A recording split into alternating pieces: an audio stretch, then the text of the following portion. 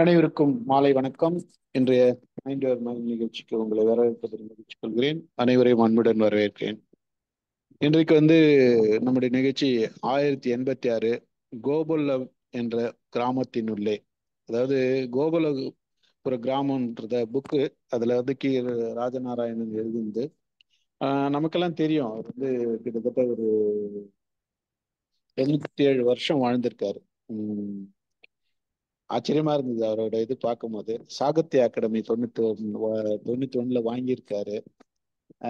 அவங்க பாட்டி சொன்ன கதை தானா இது. அவங்க கர்நாடகால இருக்காங்க. கர்நாடகா பேஸ் பண்ணி சொல்லியிருக்காங்க. அதாவது கர்நாடக மக்களை பத்தி சொல்லியிருக்காங்க பாட்டி சொன்ன கதை. அதுக்கப்புறம் இவங்க தெலுங்கு ஆந்திரால இருந்து வந்தவங்க பேஸ் பண்ணி இது எழுதியிருக்காரு. அதாவது இது ஆந்திரால இருந்து சென்னைக்கு இந்த பக்கம் தமிழ்நாட்டுக்கு எப்படி வந்தாங்க, அதை சேர்ந்தாங்க. பல செய்திகள் இதுல இருக்கு. அவங்க கிராமங்கள் எப்படி இருந்தது, அது எப்படி மாறுச்சு, அப்புறம் ஆங்கிலேயர் காலத்துல எப்படி மாறுச்சு, அந்த மாதிரி எல்லாம் சில செய்திகள் கொடுத்திருக்காரு. அந்த புத்தகம் படிக்கும் போது கொஞ்சம் மாலதி ரொம்ப கஷ்டப்பட்டு தான் படிச்சா. ரொம்ப நாள், கிட்டத்தட்ட இந்த ப்ரிப்பரேஷன் ஒரு 1.5 மாசம் 2 மாசம் மேல இருக்கும்னு நினைக்கிறேன். அவ்வளவு அளவுக்கு ப்ரிப்பேர் பண்ணி அதை ரெடி பண்ணா. அது அவர் ஸ்டைலுக்கு சொன்னா புரியாதுன்றதுக்காக அது மாலதி ஸ்டைல்லயே எழுதியிருக்கிறார். பார்க்கலாம். மாலதி, நீங்க சொல்லுங்க. அனைவருக்கும் வணக்கம். இதுதான் கோபல்லபுர கிராம புத்தகம். ராஜநாராயணன் எழுதியிருக்காரு. இத 1976 காலச்சுவடு பதிப்பகம் தான் இதை பதிப்பிச்சிருக்காங்க. இதுக்கு முன்னுரை யுவன் சந்திரசேகர் அப்படின்றவர் எழுதியிருக்கிறாரு. இந்த புக்கை அவரு எங்கள் தகப்பனாரை பெற்ற பாட்டியார் பயங்கல அக்கம்மாள் அவர்களுக்கு நான் இதை சமர்ப்பிக்கிறேன் அப்படின்னு சொல்லிட்டு தான் எழுதியிருக்கிறாரு. இப்போ கதைக்குள்ள போலாம். கோபல்ல கிராமம், அந்த ஊரோட மேல தெரு. அங்க ஒரு மாடி வீடு இருக்கு. அந்த வீட்டை எல்லாரும் கோட்டையார் வீடுன்னு சொல்லுவாங்க. கோட்டைய கட்டி ஆண்டதால அப்படி சொல்லல, அந்த வீட்டை சுற்றி கோட்டை சுவர் கட்டி இருந்தாங்க. அதனாலதான் ரொம்ப வசதியா வாழ்ந்த குடும்பம். வசதியா அப்படின்னு நான் எழுதினேன். அவர் தாட்டியம்மா அப்படின்னு எழுதியிருப்பாரு ஆசிரியர். அந்த வீடு இப்போ பாழடைஞ்சு போச்சு.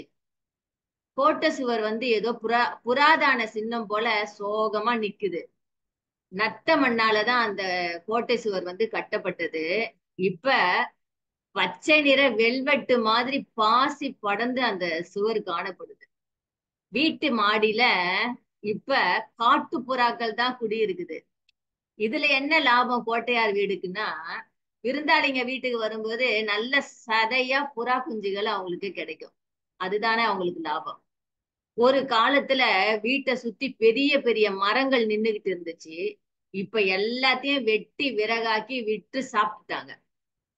இப்ப அந்த தெருவோட வழியா போகும் கிராம மக்கள் கோட்டையார் வீடு வந்தவுடன் பவ்யமா நடந்து போவாங்களாம். அப்படி போகும்போது அவங்க கோட்டையார் வீட்டுக்குள்ள ஒட்டி போன வயிறு, சிறுத்து போன இடுப்பு, கண்கள்ல பசி, இப்படி இருக்கிற சிலரை பாக்குறாங்க. ஆனாலும் அவங்க கிட்ட கம்பீரம் மட்டும் இருக்குமா.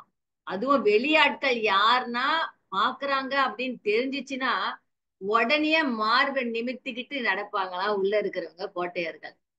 இந்த வீட்டோட நிலை கதவு இருக்குல்ல, அது மரத்தால செதுக்கப்பட்டிருக்கு. அதை தாண்டி உள்ள முற்றம், அதுக்கப்புறமா தாழ்வார திண்ணை இருக்கு. அதுக்கப்புறமா அதுக்கு இடது பக்கமா ஒரு ஒரு ஒழுக்கர பெட்டி இருக்குது. அது ஒரு ஆள் உயரத்துக்கு இருக்குது. அத ஒழுக்கர பெட்டின்னு தான் சொல்றாரு. அது ஒரு பெரிய பெட்டி. அது பித்தளையால செய்யப்பட்டிருக்கு. நல்ல ஸ்ட்ராங்கான பெட்டி. ஒரு காலத்துல அந்த பெட்டிக்குள்ள விலை மதிக்க முடியாத நவரத்தினங்கள், பொன்னகைகள் எல்லாம் இருந்தது. இப்ப உழவு தொழிலுக்கு பயன்படுத்துற எருமத்தோளால செய்யப்பட்ட எல்லா பொருளையும் அந்த எலி கடிக்காம இருக்கணும்ட்டு அந்த பெட்டிக்குள்ள போட்டு மூடி வச்சிருக்கிறாங்க. அடுத்து பிரதான வாசல். அந்த வாசலுக்கு நேரா அந்த வீட்டோட அதிகாரி, அவருதான் அந்த வீட்டோட மூத்தவர். அவர் அரசப்ப நாயக்கர். அவர் அந்த கல் தூண் ஒண்ணு இருக்கும். அதுல சாயவே இல்லை, அப்படியே நிமிந்து உட்காந்துக்கிட்டு இருக்கிறாரு. காலையில உட்கார்ந்தாருன்னா ராத்திரி வரைக்குமே அவரால் அப்படியே உட்கார முடியும் சாயாம. ஒரு நாள் தவறுனாலும் தவறும், ஊர்ல ஏதாவது ஒரு வழக்கு இவர்கிட்ட வந்துகிட்டு தான் இருக்கும். ஊர்ல எப்படின்னா 2 விதமான வழக்கு நடக்கும். ஊர் பொதுக்குழுவா கூட்டி தீர்க்கும் வழக்கு, இல்லைன்னா தனி நபரோட வழக்கு. இந்த மாதிரி 2 விதமான வழக்கு வரும். ஒரு சில நேரத்துல வழக்கு தொடுத்த வாதியானவன் அல்லது வாதியானவள் வழக்க கேட்டு தீர்ப்பு வழங்க போறாருல்ல, அவரையே பிரதிவாதியா நினைச்சுக்கிட்டு, பாவி பயல, உனக்கு நான் என்ன செஞ்சேன், எனக்கு நீ இப்படி செய்யலாமா அப்படின்னு கேட்பாள், அப்படிலாம் கேட்பான். பாக்குறவங்களுக்கு வழக்கு போட்டவனுக்கும் கேட்பவருக்கும் தான் ஏதோ தகராறு போல அப்படின்னு நினைச்சுக்கோங்களாம். இந்த மாதிரியான சமயங்கள்ல அரசப்ப நாயக்கர் சிரிச்சுக்கிட்டே அவரோட இடது கையை உயர்த்தி காட்டி அமைதியா இருங்க அப்படின்னு சொல்வாராம். வழக்க தீர்த்து வைக்கிறதுல கோட்டையர்கள் மிக சிறந்தவர்கள். இப்ப நாட்டுல பாளையக்காரர்களோட ஆட்சி முடிஞ்சிச்சு, கும்பினி ஆட்சி தொடங்குது. கும்பினினா அவர் அந்த ஈஸ்ட் இந்தியா கம்பெனி வருது இல்ல, அந்த காலம் இடைப்பட்ட காலம், அந்த வராத காலம். ஈஸ்ட் இந்தியா கம்பெனியே வரல, அந்த இடைப்பட்ட காலம் இப்ப நடக்குது. எங்க பார்த்தாலும் கலவரம், வீதி, தீவிட்டி கொள்ள, வழிப்பறி, திருட்டு, இப்படியா நாட்டுல நிறைய அக்கிரமங்கள் நடந்துகிட்டே இருக்கு. மக்கள் அவங்களோட உடைமைகளை பாதுகாத்து கொள்ள ரொம்ப கஷ்டப்பட்டுக்கிட்டே இருந்தாங்க. அப்படியாப்பட்ட ஒரு நாள், அந்த காலத்துல ஒரு நாள் சரியான வெயில் காலம். கயத்தாறு பக்கத்துல உள்ள ஒரு கிராமத்துல இருந்து கோச்சுக்கிட்டு கம்மாளர் சமூகத்தை சேர்ந்த ஒரு பெண் மங்கம்மா சாலை வழியா நடந்து வந்துகிட்டு இருக்கா. தாங்க முடியாத வெயிலு, குடிக்க ஒரு கைப்பிடி தண்ணி கிடைக்காதா அப்படின்னு நினைச்சு சுத்தி முத்தியும் பார்த்துக்கிட்டே வரா. நான் தான் ஒரு ஒரு கைப்பிடி தண்ணி அப்படின்னு சொன்னேன். ஆசிரியர் அதை சிறங்கை அளவு அப்படின்னு சொல்லி வட்டார மொழியை பயன்படுத்தி எழுதியிருப்பார். அவ நடந்து வர்ற பாதை எப்படி இருக்குதுன்னா, ஆசிரியர் அதை அவ்வளவு அழகா வர்ணிச்சிருப்பாரு. பக்கீராவோட வர்ணனை அவ்வளவு அழகா இருக்கு. அந்த பெண்ணுக்கு நாக்கு உலர்ந்து போச்சு. அவளோட காதுகள்ல நல்ல பெரிய பெரிய பாம்படங்கள் போட்டிருக்கா. பாம்படங்கள்னா கம்பளை தான் சொல்றாரு. அது தெரியாம இருக்கணும். அதே சமயத்துல வெயிலும் அவன் மேல படக்கூடாது அப்படின்னு சொல்லிட்டு அவளோட புடவையால முக்காடு போட்டுட்டு இருக்கா. வேத்து வேத்து அப்படியே தொப்பலா நனைஞ்சிட்டா. தாகம் வேற. அந்த அந்த பாதையில தண்ணியா வேற போயிட்டு இருக்கா. முக்காடு கீழே விழாம இருக்கணும்ட்டு பல்லால அதை கடிச்சுக்கிட்டு இருக்கிறதால அந்த துணி வேற வாயை அப்படியே அவளை அப்படியே உளர வைக்குது. இப்படி ரொம்ப தூரம் நடந்துகிட்டு வந்துகிட்டே இருக்கா. அப்ப ஒரு இடத்துல கிளிகளோட சத்தம் கேக்குது. அப்படியே நின்னு கவனிக்கிறா. கிளி சத்தம் கேட்ட இடத்துல ஏதோ சோளம் மாதிரி ஒரு இடம் இருக்கும் அப்படின்னு இவன் நின்று நினைக்கிறான். ஆனா 2 பாதை போகுது, ஒற்றையடை பாதை போகுது. இருந்தாலும் ஒரு தைரியத்துல இந்த பாறை வழியா போலாம் அப்படின்னு சொல்லிட்டு போறா. போற வழியில நாவல் மரங்கள் செழிப்பா உயரமா வளர்ந்துருக்குது. கொஞ்ச தூரத்துல நினைச்ச மாதிரியே ஊருணி வந்தது. அந்த ஊருணி வழிபோக்கர்களுக்கு இயற்கை அன்னை கொடுத்த சீதனம் தானே. அதனால இந்த இடத்த சுத்தி எல்லாம் அந்த அந்த இடத்துல ஆசிரியர் எழுதியிருக்காரு. அந்த அந்த ஊரணியை சுற்றி இந்த உயிர் திண்ணி உயிர் வாழ் ஜீவராசிகள் அதனோட வேலைகளை எப்படி செய்து அப்படின்னு சொல்லிட்டு ஒரு 2-3 பேஜுக்கு அவ்வளவு அழகா எழுதியிருக்கிறாரு.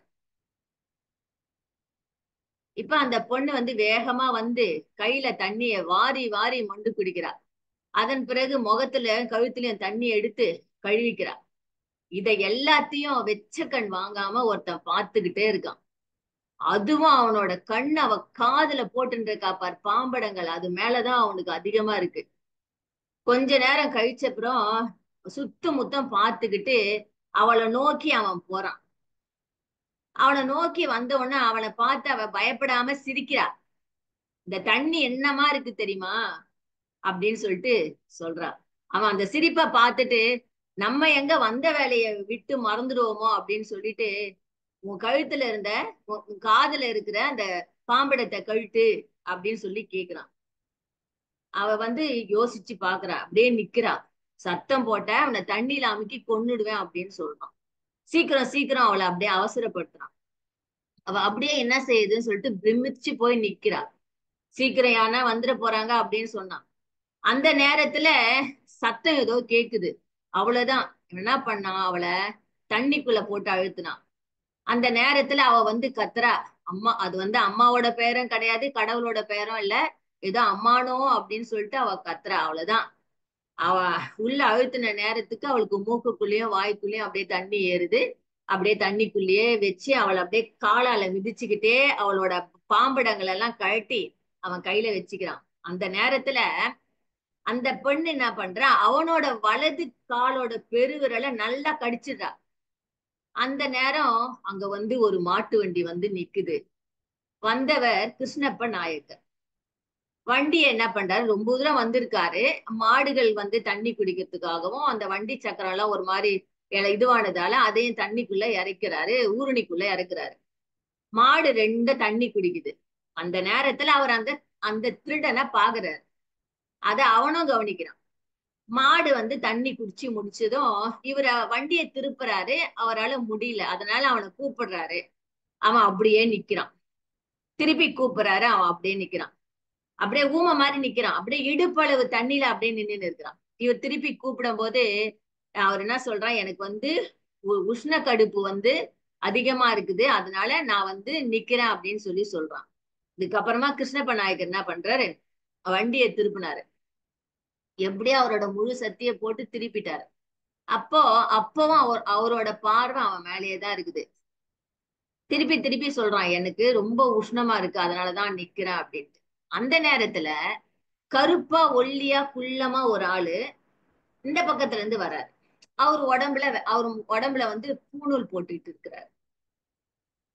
அவர் வந்து கிருஷ்ணப்ப நாயக்கர் கிட்ட வந்து கேக்குறாரு, ஐயா, இந்த பக்கமா ஒரு பொம்பளை போனதை பாத்தியலா அப்படின்ட்டு. அவர் இல்லைன்றாரு. அப்புறம் அவனை பார்த்து கேக்குறாரு. அவன் சைலண்டா இருக்கான். அப்ப இவர் அவன் அழுகுறான், தொண்டைய கம்மிக்கிட்டே சொல்றான், வீட்டுல இருந்து கோச்சிக்கிட்டு தனியா கிளம்பி வந்துட்டா, சேப்பு கண்டாங்கி சேலை உடுத்திக்கிட்டு இருந்தா, காதுல பெரிய பாம்படம் போட்டுருப்பா, ஈருசுருக்காரி அப்படின்னு பாவமா சொன்னாரு. இப்பதான் கிருஷ்ணப்ப நாயக்கர் யோசிக்கிறாரு, நாம வடக்க இருந்து வர்றோம், பூணூல் போட்ட ஆசாமி தெற்க இருந்து வரான், அப்ப அந்த பொம்பளை எங்க போனா? இவருக்கு அந்த தண்ணியில இருக்கிற ஆசாமி மேலதான் டவுட் வருது. ஏன் இங்க வா அப்படின்னு மீண்டும் கூப்பிடுறாரு. அவன் அப்படியே நின்னுகிட்டு இருக்கிறான். அப்போ கிருஷ்ணப்ப நாயக்கர் என்ன பண்றாரு, வண்டியில இருந்து ஒரு பக்க இரும்பு சட்டத்தை உருவுறாரு. உருவி அதை உருவறத பார்த்த உடனே அந்த ஆசாரியாருக்கு அப்படியே ஆச்சரியமாவும் இருக்கு, பயமாவும் இருக்கு. சாதாரணமாவே நாயக்கர்களுக்கு எல்லாம் கோபம் வந்தா வண்டியில இருக்கிற அந்த ஊனுக்கம்ப உருவாங்களாம். இவரோட அண்ணனுக்கு கோபம் வந்தா உலக்கி எடுத்துடுவாராம். இவங்க அப்பா வந்து கோபம் வந்தா நுகந்தடின்னு ஒண்ணு சொல்லியிருக்கிறாரு, அதுக்கு எனக்கு அர்த்தம் தெரியல. அவங்க தாத்தா வந்து கலப்பை எடுத்துக்கிட்டு வருவாராம். இந்த மாதிரி அவங்க எல்லாருமே கையில கிடைச்சதை எடுத்துக்கிட்டு அடிப்பாங்கன்றது ஆசிரியர் அது மாதிரி எழுதியிருக்காரு. இப்ப தண்ணியில இருந்து அவன் வெளியில வரையா இல்ல நான் அங்க வரவா அப்படின்னு கோபமா கத்துறாரு. அவன் அப்படியே அசையாம நிக்கிறான். அதனால அந்த இரும்பு சட்டத்தை ஓங்கி வீசி அவன் மேல அடிக்கிறாரு. அவன் ஒரு பக்கமா சாஞ்சி விலகிக்கிறான். அதனால அந்த மூங்கிலாலான அந்த இரும்பு சட்டம் வந்து அப்படியே தண்ணியில பட்டு ரெண்டா பொளந்துக்குது. நாயக்கருக்கு இன்னும் கோபம் அதிகம் வந்துச்சு. கெட்ட வார்த்தைய பேசி, நான் கிட்ட வந்தேன் அவ்வளவுதான் உன்னை அப்படின்னு திருப்பி திட்டுறாரு. ஆனாலும் அவன் அப்படியே நிக்கிறான். அப்புறம் திருப்பி வண்டியில இருந்து இன்னொரு பக்கம் இரும்பு சட்டத்தை உருவி வேகமா அவன் மேல வீசுறாரு.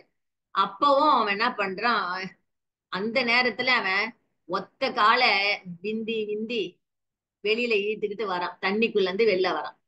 கரைக்கு வந்ததும் தட்டு தடுமாறி அப்படியே கைய ஊன்றி உக்காந்துக்கிறான். அந்த ஒரு கால் மட்டும் அந்த தண்ணிக்குள்ளவே இருக்குது. கால் வந்து தண்ணில இருந்து நீட்டிக்கிட்டே இருக்கு, ஏன்னா இந்த காலை வந்து அந்த பெண் வந்து கடிச்சுக்கிட்டே இருக்கா. அவன் அப்படியே நாயக்கரை பார்த்து ரெண்டு கையும் கூப்பிட்டு தலை மேல கூப்பிட்டு கும்பிடுறான் பாருங்க. அப்ப அந்த நேரத்துல அந்த கையில வச்சிருந்த பாம்படம் ரெண்டும் கீழே விழுது.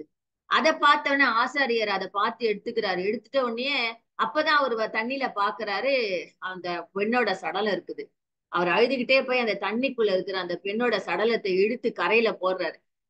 அதுக்கப்புறமா திருட பெருவிரலை கடியில இருந்து எடுக்கணும் அப்படின்னு சொல்லிட்டு கிருஷ்ணப்ப நாயக்கரும் இவரை ரெண்டு பேரும் எவ்வளவோ முயற்சி பண்றாங்க, முடியல. அப்போ திருடன் இடுப்புல இருக்கிற கத்தியை எடுத்து அவனோட பெருவிரலோட சேர்த்து அறுத்து அப்படியே அந்த கையில அதை எடுக்கிறாங்க. அவளோட வாயிலிருந்து அந்த காலை விடுவிக்கிறாங்க. அவன் வலி தாங்காம அப்படியே கத்துறான். நல்லா அவரோட முழங்கைய ஓங்கி கிருஷ்ணப்ப நாயக்கர் அவன் மார்புல நல்லா ஒரு குத்து விடுறாரு. அதுக்கப்புறம் வண்டியில இருந்து கயிற்றை எடுத்து அவனை கைகளை மடக்கி பின்பக்கமா கட்டி அவனை இழுத்துக்கின்னு போய் வண்டியில சேர்த்து கட்டிடுறாரு. அவனுக்கு அந்த விரலை வெட்டினதால வலி தாங்கவே முடியல. கத்திக்கிட்டே இருக்கிறான், ரத்தம் கொட்டிக்கிட்டே இருக்கு. அந்த பெண்ணோட சடலம் எப்படி இருந்ததுன்னா, காதுகள் அருந்து போச்சு, 2 காதும் அருந்து போச்சு. வாயில வந்து திருடனோட கால் விரல், ஏதோ கரும்பு துண்டை கடிச்சு வாயில வச்சுக்கிட்டா எப்படி இருக்கும் அத மாதிரி அவளோட பற்கள் இருக்கு. ஆனா சிரித்த முகத்தோட இருக்கிறா. கண்களை மட்டும் அகட்டி பயம் காட்டிக்கிட்டு அப்படியே மல்லாந்து படுத்துட்டு இருக்கா. அப்படியே பிரம்ம பிடிச்ச மாதிரி இருக்குது ஆசாரியருக்கு. அப்படியே கிருஷ்ணப்ப நாயக்கர் வந்து ஆசாரியரோட கைகளை பிடிச்சு ஆதரவா பிடிச்சு விட்டுட்டு அப்ப என்ன சொல்றாரு, கிராமத்தை நோக்கி அவர் வேகமா நடக்கிறார். அவர் கொஞ்சம் தூரம் போயிருப்பாரு. அப்ப அவரோட நெஞ்சே அடைக்கிற மாதிரி வார்த்தை கேக்குது, சத்தமா கேக்குது. ஆசாரியார் அழுகுறாரு. அட பாதகத்தி, உனக்கு இப்படி ஒரு சாவு வரும்னு நினைக்கவே இல்லையே, ஐயோ எனக்கு சாவு வர மாட்டதே அப்படின்னு அழுதுகிட்டே அவரோட முகத்துல ஓங்கி ஓங்கி அரைஞ்சுக்கிட்டே விழுந்து விழுந்து புழுவால புழு மாதிரி அப்படியே துடிக்கிறாரு ஆசாரியாரு. ஒரு ஆண் சத்தம் போட்டு அழும்போது அதுல எவ்வளவு கனம் இருக்கும், அது எவ்வளவு விகாரமா இருக்கும் அப்படின்னு அவரோட அழுகையில இருந்தது. அந்த அழும் குரல் கேட்டு போன கிருஷ்ணப்ப நாயக்கர் திரும்பி பார்த்துட்டு ஊருக்குள்ள பஞ்சாயத்தை கூட்டத்துக்கு கிருஷ்ணப்ப நாயக்கர் உள்ள போறாரு. கிருஷ்ணப்ப நாயக்கர் பின்னாடியே நாம எல்லாரும் இப்ப கிராமத்துக்குள்ள போவோம். இந்த கிராமம் எப்படி உருவாச்சு அப்படின்றத பார்ப்போம்.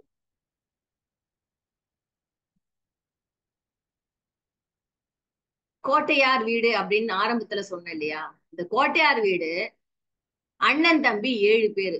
அவங்களோட அப்பா நாராயணப்ப நாயக்கர், அவருக்கு 2 மனைவி. மூத்தவங்க வந்து கொண்டம்மா, அவங்களோட பிள்ளைங்க தான் இவங்க 7 பேரு. 2வது மனைவியோட அவங்களுக்கு வந்து ஒரே ஒரு பொண்ணு. அந்த அம்மா அந்த அவங்க பேர் ரங்கம்மா, அவங்களுக்கு வந்து மங்கம்மா அப்படின்ட்டு ஒரு பொண்ணு. இந்த 7 பேரும் வீட்டுல ஒவ்வொரு வேலைகளை செய்வாங்களாம். அதாவது குடும்ப மேல்பார்வை பார்க்கறது, குடும்ப நிர்வாகம், விவசாயம், பசுமாடுகள் பார்ப்பது, ஆடு மேய்க்கிறது, கிடைகள் பராமரிப்பு.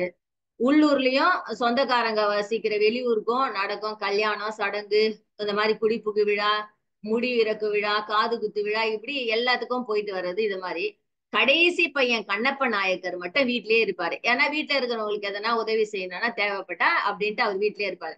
இவங்க வீட்டுக்கு புறவாசல் கிடையாது, புழக்கடை வாசலும் கிடையாது. ஆனா பக்க வாசல்கள் இருக்குமா அந்த வீட்டுக்கு. வீட்டுக்கு பின்புறம் வந்து அடர்த்தியா வேப்ப மரம் இருக்குமா. வெயில் காலத்துல ராத்திரி நேரத்துல மரங்கள்ல வெள்ளையா பூக்கள்ல வேப்பம்பூ, அது வந்து மனசுக்கு ஒரு இதமான வாசனையா இருக்குமா. அது எப்படி இருக்கும்னா, ஒரு பெண்ணு பச்சை நிறத்துல சேலையை உடுத்தி வெள்ளை ஜாக்கெட் போட்டது மாதிரி இருக்குமா.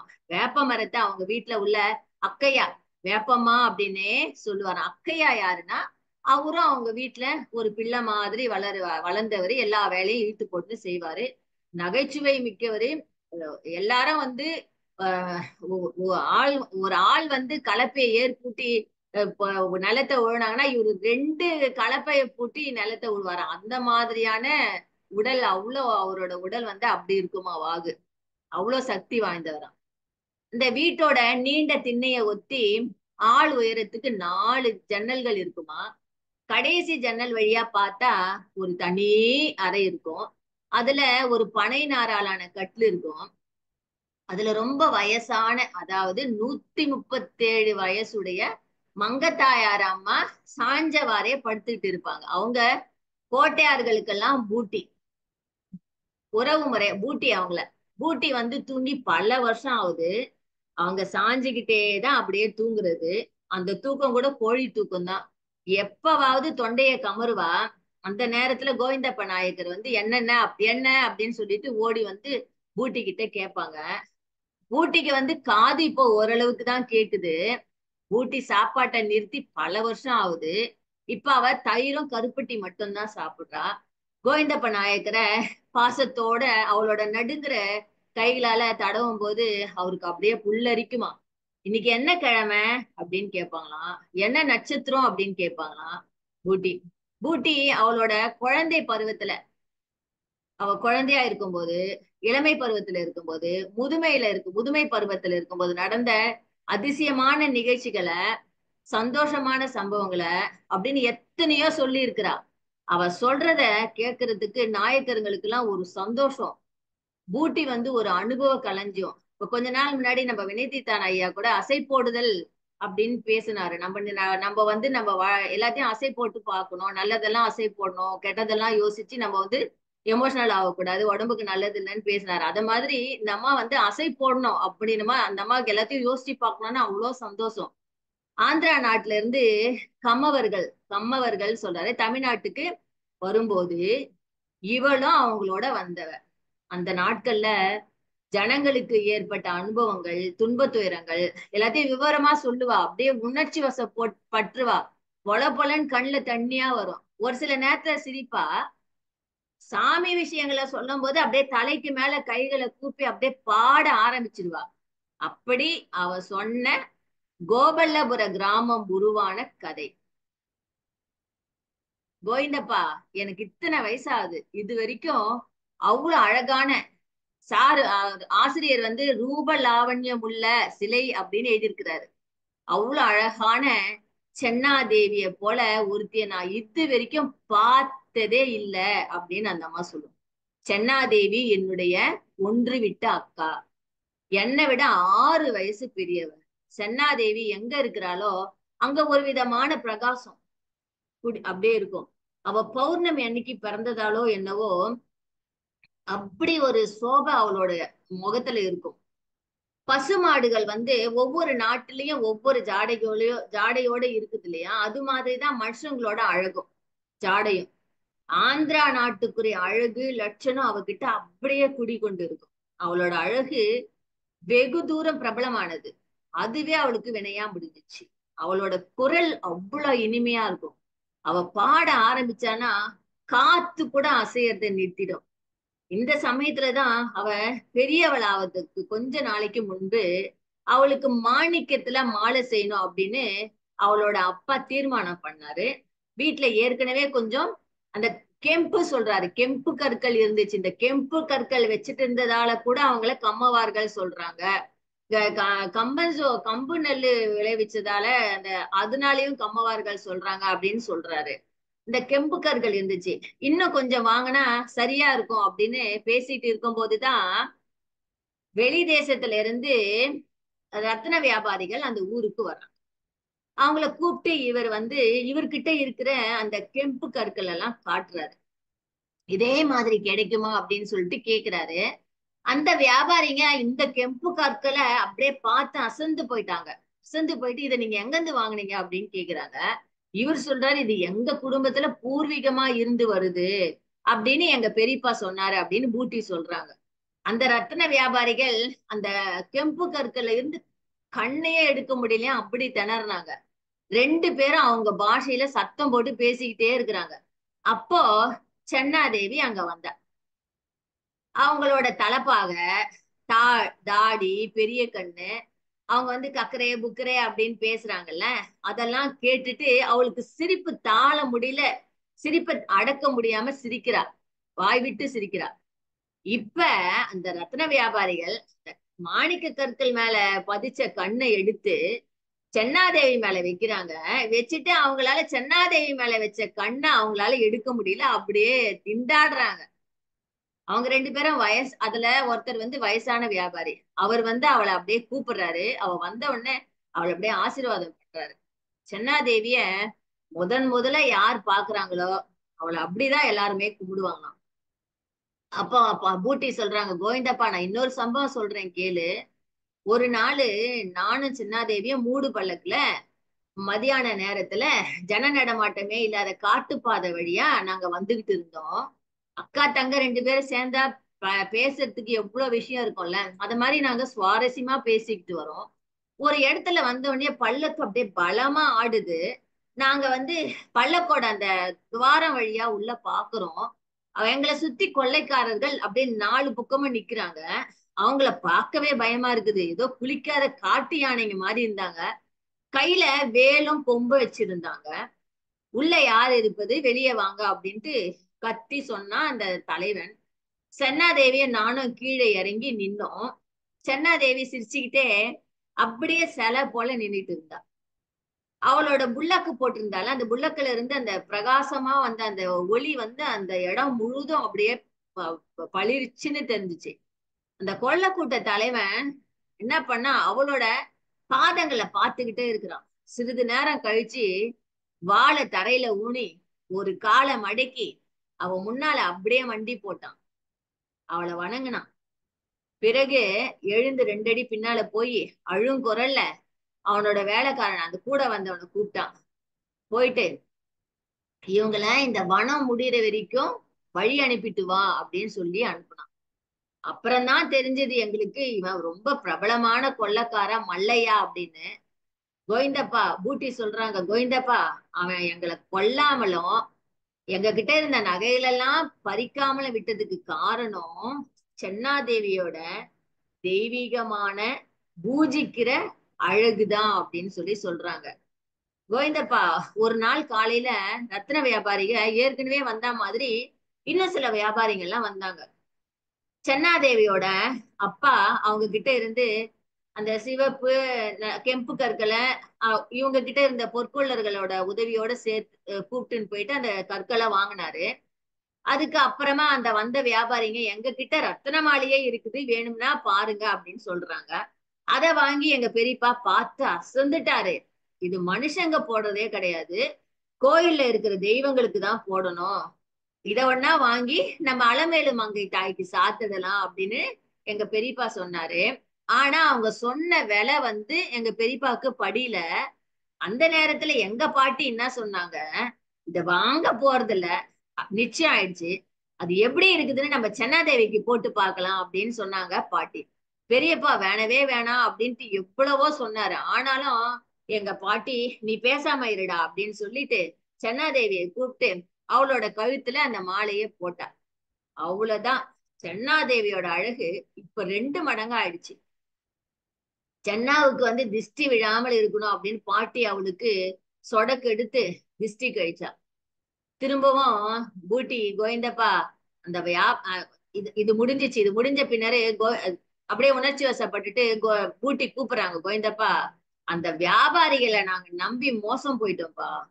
அவங்க எல்லாம் வந்து வெளிநாட்டுல இருந்து வந்து இங்க இருந்து அந்த ராஜாவோட கையாட்கள், வடக்குல இருந்து வந்த ராஜாவோட கையாட்கள். மறுநாள் காலையில எங்க வீட்டை சுத்தி அந்த ராஜாவோட பட்டாளம் அப்படியே மூடு பல்லக்குகள்லாம் வந்து நின்னுச்சு. நாங்க வீட்டை விட்டு யாருமே வெளியில ஓடியே போகக்கூடாதுன்னு சுத்திலும் அப்படியே பாதுகாப்பு போட்டுட்டாங்க. ராஜாவோட உதவியாளர் இருந்தாரு, அவர் வந்து பெரியப்பாவை கூப்பிட்டு அவங்க கொண்டு வந்த அந்த வைர வைடூரிய நகைகள், முத்து மாலைகள் எல்லாத்தையும், பட்டாடைகள் எல்லாத்தையும் ராஜா ராஜா வந்து சென்னாதேவிக்காக கொடுத்து பெண் கேக்குறாங்க அப்படின்னு சொல்லிட்டு அந்த உதவியாளர் வந்து சொல்றாரு. அப்போ பெரியப்பா பயப்படுறாரு. அப்ப அந்த உதவியாளர் சொல்றாரு, நீ பயப்படாத, உன் பெண்ணை கல்யாணம் செஞ்சுக்கதான் ராஜா ஆசைப்படுறாரு, ராணியா ஆக்கிக்குவாரு அப்படின்னு சொல்லிட்டு அவர் சொல்றாரு. உனக்கும் உன் குடும்பத்துக்கும் அதிர்ஷ்டம் வந்துக்குது, யோசிக்காத அப்படின்னு சொல்றாரு. பெரியப்பாவால பேசவே முடியல. இத பாருங்க, நீங்க முடியாதுன்னு சொன்னாலும் அவங்க எப்படியாவது உங்க பொண்ணை தூக்கிட்டு போய் கல்யாணம் பண்ண போறாங்க, அதனால நீங்க சம்மதம் சொல்றதுதான் அப்படின்னு சொல்லிட்டு அந்த அந்த உதவியாளர் சொல்றாரு. வீட்டுல இருந்த எல்லாருக்கும் என்ன பண்றதுன்னே தெரியல. சென்னாதேவி இவ்வளவு அழகா பறந்துட்டா அப்படின்னு சொல்லிட்டு எல்லாம் சந்தோஷப்பட்டோம். இன்னைக்கு எல்லாருமே வருத்தப்பட ஆரம்பிச்சிட்டோம். எல்லாருமே ஒட்டுமொத்தமா செத்து போயிடலாம் அப்படின்னாலும் எங்களை சுத்தி ஆட்கள் வந்து பாதுகாப்பா நின்றுட்டு இருக்கிறாங்க, எங்களால ஒண்ணுமே பண்ண முடியாது. பாட்டி அந்த நேரத்துல பெரியப்பா பெரியம்மா எல்லாரையும் கூப்பிட்டுக்கிட்டு எங்க வீட்டு பூஜை அறைக்கு கூட்டிக்கிட்டு போனா. அங்க போயிட்டு எல்லாரும் கட்டி பிடிச்சிட்டு அழுதோம். அழுதுட்டு எவ்வளவு நேரம் தான் இப்படி அழ முடியும், அவங்க எல்லாம் வெளியில இருக்கிறாங்க. பாட்டி அந்த நேரத்துல குத்து விளக்க நல்லா பிரகாசமா எரிய விட்டா. எரிய விட்டுட்டு 2 வெத்தலை எடுத்தா. அதுல ஒரு வெத்தலையில அரளிப்பூவையும் ஒரு வெத்தலையில பிச்சி பூவையும் வச்சு கட்டினா.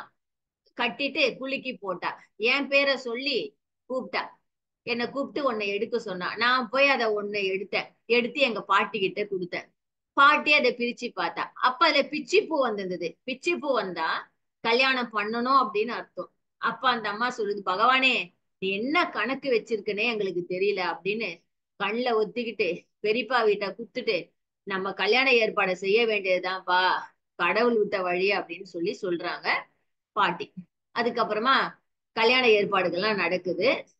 நாங்க எல்லாரும் அந்த அரண்மனைக்கு கொஞ்சம் தூரத்துல எங்க எங்க குடும்பத்தாருங்க, எங்க சுற்றத்தாரு எல்லாருக்கும் தங்கறதுக்கு வந்து அரசு அந்த இடத்துல ராஜாங்க இதுல வந்து நிறைய கொட்டகைகள்லாம் போட்டு எங்களுக்கு ஏற்பாடு பண்ணியிருந்தாங்க.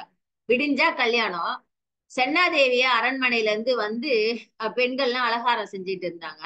அப்ப எங்க கூட வந்தவங்க எல்லாரும் இந்த ஊர் எப்படி இருக்குது, என்ன சாப்பாடு செய்யறாங்க, எல்லாத்தையும் சுத்தி பார்த்துட்டு வரலாம் அப்படின்னு சொல்லிட்டு நாங்க எல்லாரும் போனாங்க.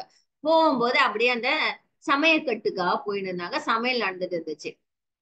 ஒரு இடத்துல ஒரு பெரிய கூடைய கவுத்து வச்சிருந்தாங்க. அது என்னன்னு அப்படின்ட்டு ஒருத்தர் திறந்து பார்த்தாரு பாருங்க, அவ்வளவுதான். எல்லாருமே பதறி போயிட்டோம். அது என்னன்னா வெட்டிய பசுமாட்டோட தலை. அவ்வளவுதான். ஐயோ, இந்த மாட்டு இறைச்சி தான் இங்க சமையலா நடக்குது அப்படின்னு நினைச்சிட்டு நாங்க எல்லாரும் அவ்வளவுதான், இதோட நம்ம ஓடி போயிடணும் அப்படின்னு நாங்க எல்லாருமே தீர்மானம் செஞ்சுட்டோம். என்ன பண்ண, பாதி பேரு கொட்டகைக்கு திரும்பணும், பாதி பேரு சென்னாதேவியை ஏதோ ஒரு காரணம் சொல்லிட்டு கூட்டிக்கிட்டு தப்பிச்சு ஓடணும் அப்படின்ட்டு நாங்க முடிவு செஞ்சோம். இவங்க வந்து மீதி இருக்கிற அந்த கொட்டகையில இருக்கிற மீதி பேரை சாப்பிட சொல்லி உபசாரம் செஞ்சாங்கன்னா, நாங்க இன்னைக்கு ராத்திரி விரதம், நாளைக்கு காலைல சாப்பிடுறோம்னு சொல்லிடணும் அப்படின்ட்டு இவங்க எல்லாம் தீர்மானம் பண்ணாங்க. எல்லாரும் அந்த மீதி பேருமே வந்து அவங்க எல்லாம் தூங்கின பிறகு தப்பிச்சிடணும் அப்படின்னு பேசிக்கிட்டாங்க. அதே மாதிரி நாங்க சென்னாதேவியை கூட்டிக்கிட்டு பாதி பேரு எவ்வளவு வேகமா நடக்க முடியுமோ அவ்வளோ வேகமா அவங்களெல்லாம் ஏமாத்திட்டு காட்டு பாதையில நடந்தோம் நடந்தோம் நடந்தோம். இனி நடக்கவே முடியாது அப்படின்னு நிலை வந்தப்புறமா ஒரு இடத்துல உக்காந்தோம்.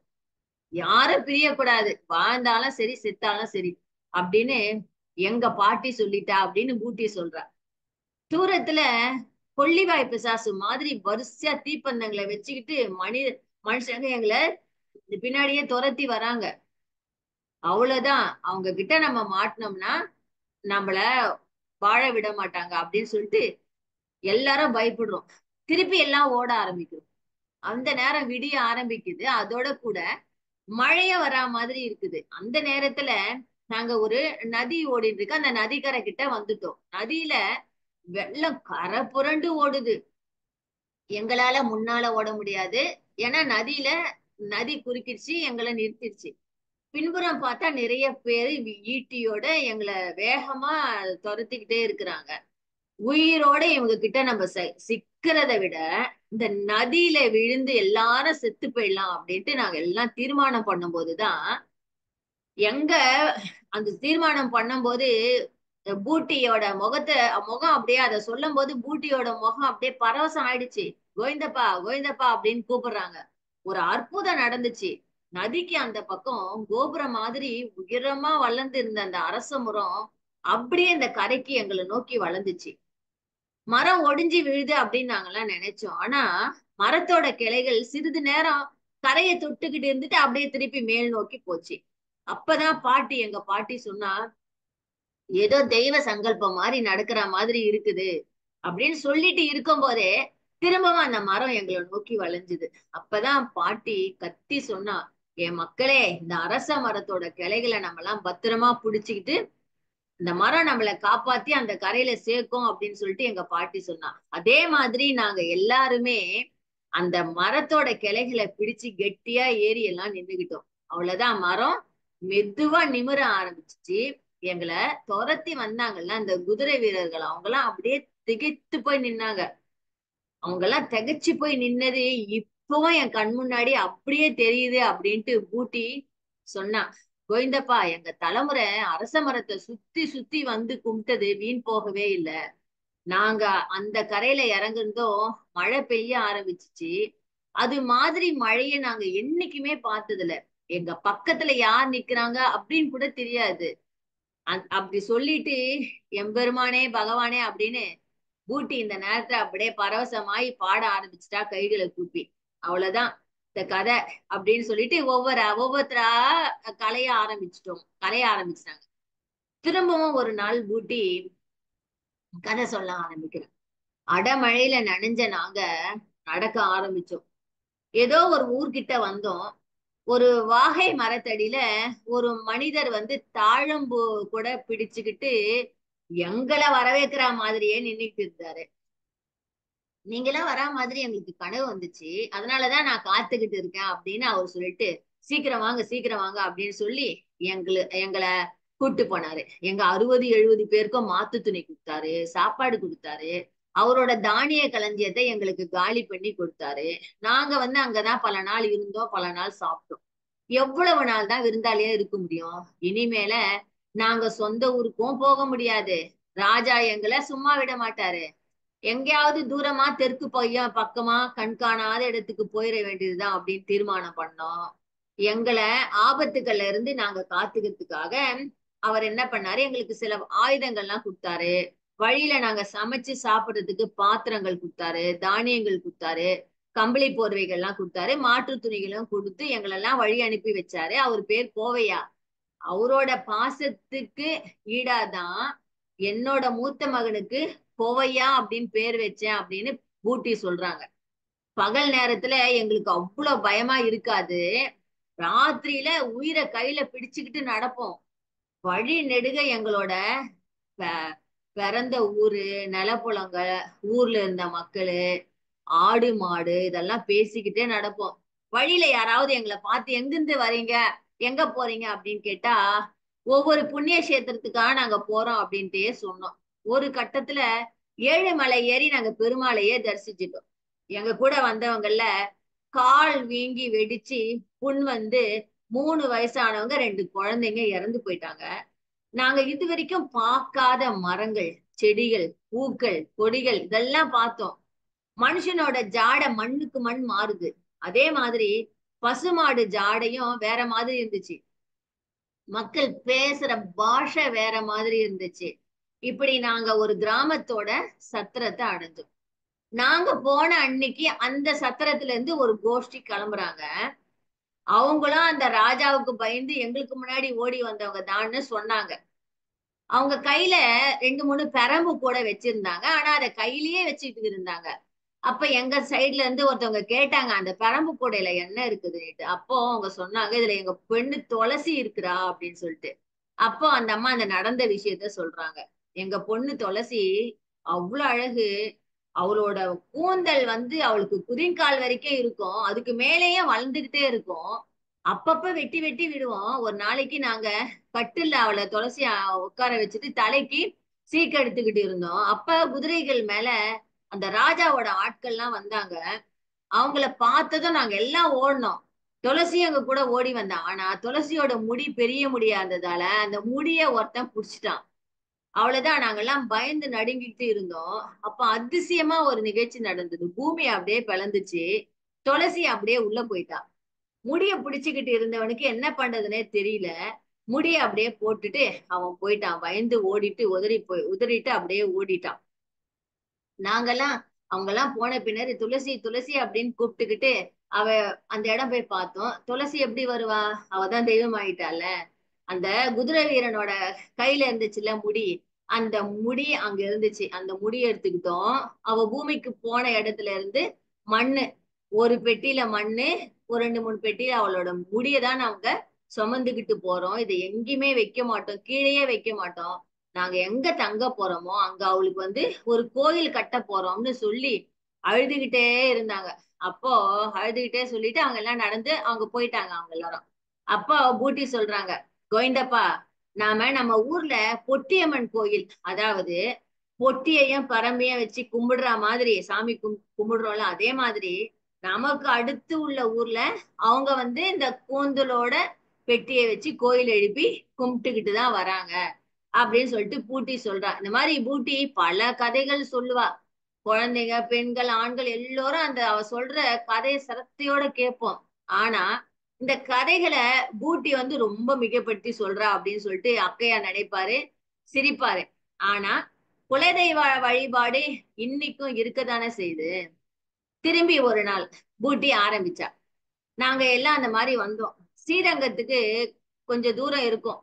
அப்பவே சென்னாதேவியால நடக்கவே முடியல.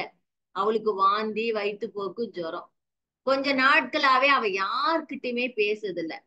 நம்மளாலதான் நம்ம குடும்பத்துக்கோ நம்ம சொந்தக்காரருக்கோ இந்த மாதிரியான கஷ்டத்தெல்லாம் அனுபவிக்கிறாங்க அப்படின்னு வேதனையோட இருந்தா.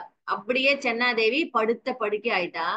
எங்களுக்கு தெரிஞ்சிச்சு அவ வந்து அவளோட கடைசி காலத்தை நெருங்கிட்டு இருக்கா அப்படின்ட்டு. ஒரு நாள் எங்களை விட்டும் போயிட்டா. சென்னாதேவி இறந்த அப்புறமா கூட அழகா இருந்தா. நாங்கெல்லாம் அழுது அழுது அழுது ஓஞ்சோம். சில நாள் கழிச்சு நாங்க இருந்த பகுதியில மக்கள் வந்து சார சாரையா போய்கிட்டே இருந்தாங்க. அப்ப அது வந்து திருவிழா காலம். நாங்களும் மெல்ல அந்த கூட்டத்தோடவே சேர்ந்துட்டோம். சேர்ந்து நடந்துட்டோம். காவேரியில குளிச்சோம். ரங்கநாதரை போய் கும்பிட்டோம். சிறிது தூரம் போனோம். அப்பதான் அரவ தேசம் அப்படின்னு, இந்த அரவ தேசம் தான் தமிழ்நாடு. நாமெல்லாம் இங்கேயே தங்கலாம் அப்படின்னு சொல்லிட்டு முடிவு பண்ணிட்டோம். அது வந்து ஒரு பெரிய காட்டுப்பகுதி. எங்களுக்கு அந்த காட்டுப்பகுதியில சாப்பிடுறதுக்கு பனம்பழம் கிடைச்சது, கோவை பழம், கள்ளிப்பழம், நெய் தக்காளி. நெய் தக்காளி என்னன்னு சொல்லிட்டு நான் சர்ச் பண்ணேன். நெய் தக்காளினா நாங்கெல்லாம் சின்ன பசங்களா இருக்கும்போது ஸ்கூலுக்கு போகும்போது இந்த பச்சையா இருக்கும், ஒரு பட்டாசு காயணும், அதை வெடிப்போம், அதுக்குள்ள ஒரு விதை இருக்கும், அதுதான் அவர் வந்து நெய் தக்காளி அப்படின்னு சொல்லி சொல்றாரு. இதெல்லாம் எங்களுக்கு கிடைச்சது. திருடர்கள் கிட்ட இருந்து நாங்க எங்களை பாதுகாக்கிறதுக்காக கோவையா கொடுத்தாருல்ல, அந்த வாள், கத்தி, வெட்டுருவா, கோடாலி எல்லாத்தையும் வச்சு நாங்க மரங்களை வெட்டினோம், மண்ணெல்லாம் சரிப்படுத்தினோம். ஆனா மழை காலம் தொடங்கறதுக்கு முன்னாடியே சிறு சிறு குடிசைகளை போட்டோம். எப்படி குடிசைகள் போட்டோம்னா, சீகை புற்களை காய வச்சோம், பனைமரத்துல இருந்து நார் எடுத்துக்கிட்டோம், எடுத்து நாங்க குடிசைகள் போட்டோம்.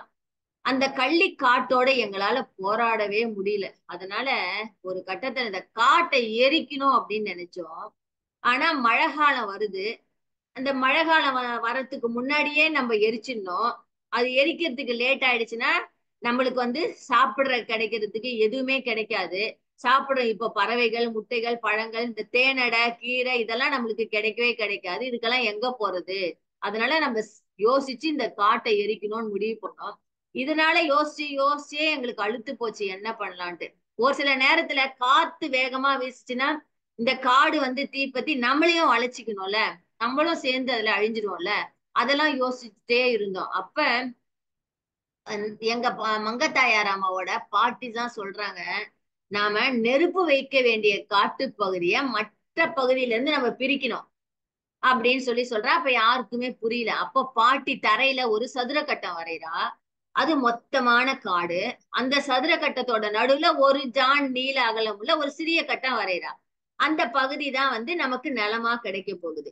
இப்போ நிலமா கிடைக்க போற காட்டுல 4 எல்லை பகுதிகளை எடுத்துக்கணும். அதை ஒட்டி 5 வண்டி பாதை அளவுக்கு காட்டை நம்ம 4 பக்கமும் வெட்டி நெருப்ப வச்சுட்டா அந்த நெருப்பு மத்த பகுதிக்கெல்லாம் வர்றதுக்கு வழியே இல்லை அப்படின்னு சொல்லிட்டு எங்க பாட்டி சொல்றான்ட்டு பூட்டி சொல்றா.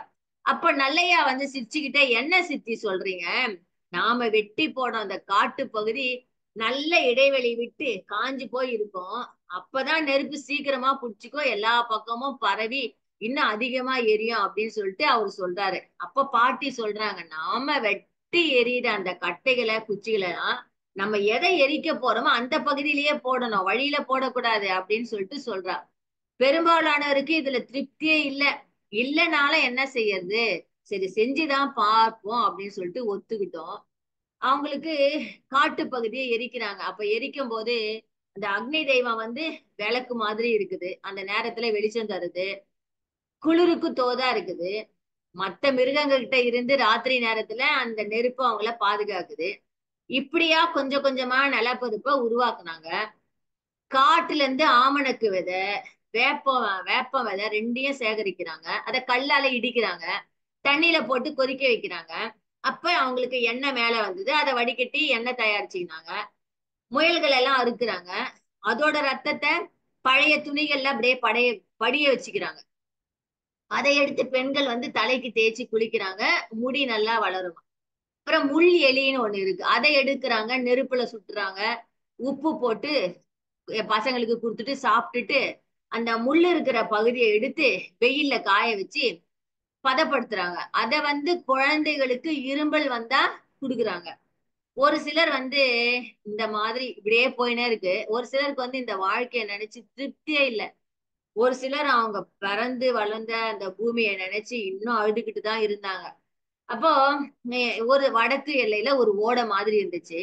அதுல இருக்கிற புல் பூண்டெல்லாம் புடுங்கி எருக்க நினைச்சு அதை சரிப்படுத்தலாம் அப்படின்னு சொல்லிட்டு இருக்கும்போது, அப்போ அந்த ஓடையோட மறுபக்கத்துல ஒரு பசுமாடு சகதிக்குள்ள மாட்டிக்கிட்டு இருக்கு. அதோட அதனால வெளியில வரவே முடியல, திணறிக்கிட்டு இருக்குது. அது வேற சினையோட இருக்குது. இளைஞர்கள்லாம் அத மல்லு கட்டி அந்த கயிறை மூக்குல போட்டு திணிச்சு இழுத்துக்கிட்டு வெளியில வராங்க. திமிருது, அது காட்டு மாடு இல்லையா, அதை கண்ட்ரோல் பண்ணவே முடியல அவங்களால. எப்படியோ அதை அவங்க கொண்டு வந்து அந்த ஒரு குடிசைக்குள்ள போட்டு கயிறை போட்டு அந்த மாடை கட்டி போட்டுறாங்க. மறுநாள் அந்த மாடு வந்து ஒரு அழகான கண்ணுக்குட்டி போட்டுச்சு. அப்ப பாட்டி சொல்றா, கண்ணுக்குட்டிய மட்டும் நம்ம பாத்துக்கினா போதும், மாடு இதுக்கு மேல இந்த காட்டை பார்த்து ஓடாது, நம்ம கிட்டயே இருந்துரும் அப்படின்னு சொல்லிட்டு பாட்டி சொல்றா. என்னைக்கு அந்த மாடு வந்ததோ அப்ப இருந்து எங்களுக்கு வளர்ச்சிதான், நாங்க வளர்ந்துகிட்டே இருந்தோம்.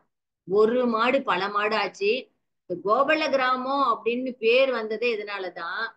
முதல்ல மாடுகளுக்கு பதிலா நாங்க மரக்கலப்பைகளை, மாடுகள் இல்லாத நேரத்துல மரக்கலப்பைகளை வச்சு நாங்களே இழுத்து நிலத்தெல்லாம் உழுதோம். அப்போ சிறிது சிறிதா பயிர்களை வச்சு கிராமத்தை சீர்படுத்தணும். ஒவ்வொரு குடும்பமா நிலத்தை பிரிச்சுக்கிட்டோம். வெயில் நாட்கள்ல ரொம்ப தூரம் நடந்து போய் வேற கிராம மக்களோட நாங்க தொடர்பு ஏற்படுத்திக்கிட்டோம். இவங்க கிட்ட இருந்த பொருட்கள் எல்லாம் கொடுத்து அவங்க கிட்ட இருந்த மாடுகள் கலப்பைகள்லாம் வாங்கினோம். விவசாயம் செய்யறதுக்கு தொழிலாளர்களை கூட்டு வந்தோம், தச்சர்களை கூட்டு வந்தோம், கொள்ளர்களை கூட்டு வந்தோம். எல்லாரையும் இங்க கூட்டு வந்து அவங்களெல்லாம் இங்க குடியமர்த்தணும். வீடுகள் கட்ட ஆரம்பிச்சாங்க அவங்க எல்லாம். அவங்க பேசுற மொழியெல்லாம் நாங்க கத்துக்கணும், நாங்க பேசுற மொழி அவங்க கத்துனாங்க. மழை தண்ணி வந்து எங்களுக்கு பத்தவே இல்லை, அதனால கிணறு தோண்டணும், கம்மாவை தோண்டி அகலப்படுத்தணும். அப்ப மரங்கள்லாம் நட்டோம். ஒவ்வொரு குடும்பத்தாரும் அவங்களோட பேரை சொல்ற மாதிரி ஒரு மரம் நடணும். அந்த அத மாதிரி எல்லாருமே நட்டாங்க. அந்த மரத்துக்கு அவங்க குடும்ப பேரு.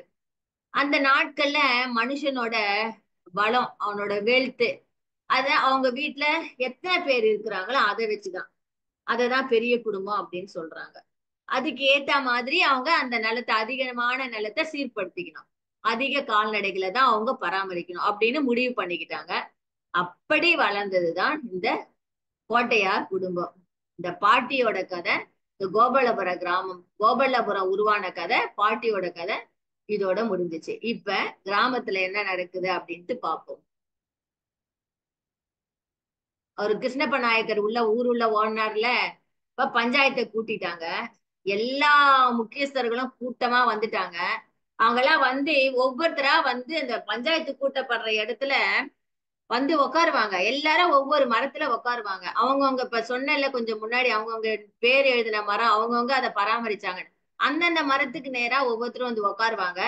ஒவ்வொருத்தர் வந்து உட்காரும் போதும் அவரோட பேரை சொல்லுவாரு, அவருக்கு ஒரு கதை சொல்லுவாரு. இதே மாதிரியே நிறைய பேரு நிறைய கதைகளை ஆசிரியர் எழுதியிருப்பாரு. ஒரு மரத்துல ஒவ்வொரு மரத்துல உட்கார்ந்துட்டு இருக்கவங்களுக்கும் ஒவ்வொரு கதை இருக்குது.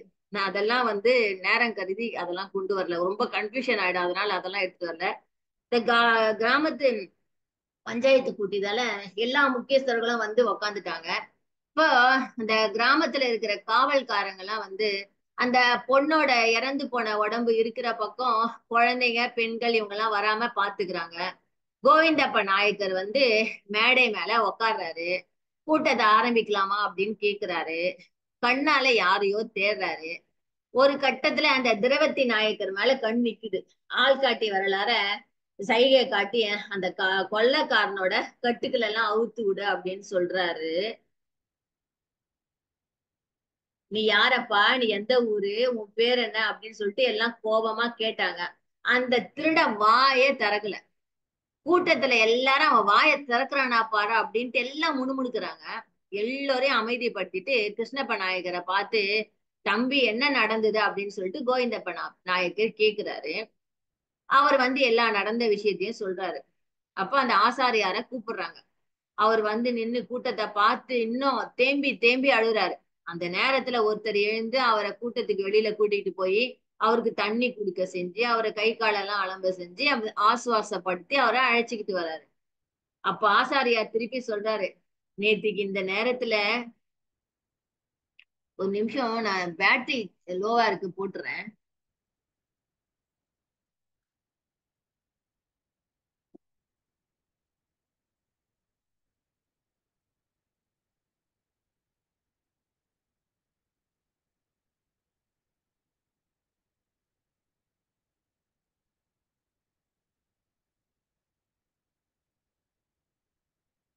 இதோ வந்துருச்சு.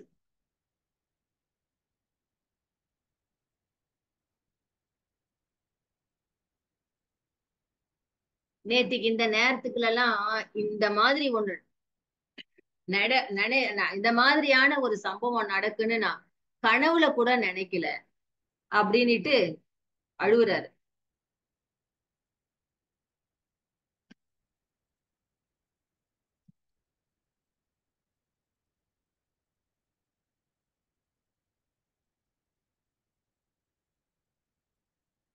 இப்ப அவர் அழுதுகிட்டே ஆரம்பிக்கிறாரு.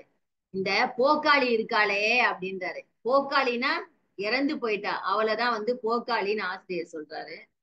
அவளுக்கு நான் வந்து தாய்மாமன். எங்களோட குலத்தொழில் வந்து தங்க வேலை செய்யுது. என் பேர் வந்து சொக்கலிங்க ஆசாரி. கயத்தாருக்கு பக்கத்துல இருக்கிற மயிலோடை கிராமம் தான் எனக்கு. இன்னைக்கு காலையில எழுந்ததுல இருந்தே எனக்கும் அவளுக்கும் தகராறு. நான் ஒரு நாள் கூட அவளை கை நீட்டி அடிச்சதே இல்ல. இன்னைக்கு கோவத்துல லேசா ஒரு தட்டு தட்டிட்டேன். ஏன்னா என் அத்தை வீடு மஞ்சனங்கிணறு அப்படின்ற ஒரு இடத்துல இருக்கு. அங்க எனக்கு முறை பொண்ணு இருக்கு. அது பெரிய மனுஷி ஆயிடுச்சுன்னு எனக்கு தகவல் வந்தது. அதுக்கு ஒரு நகை செஞ்சு எடுத்துட்டு போயிட்டேன். அது தப்பா? அது இவளுக்கு பிடிக்கல. வீட்டுக்கு வந்ததுல இருந்து தகராறு.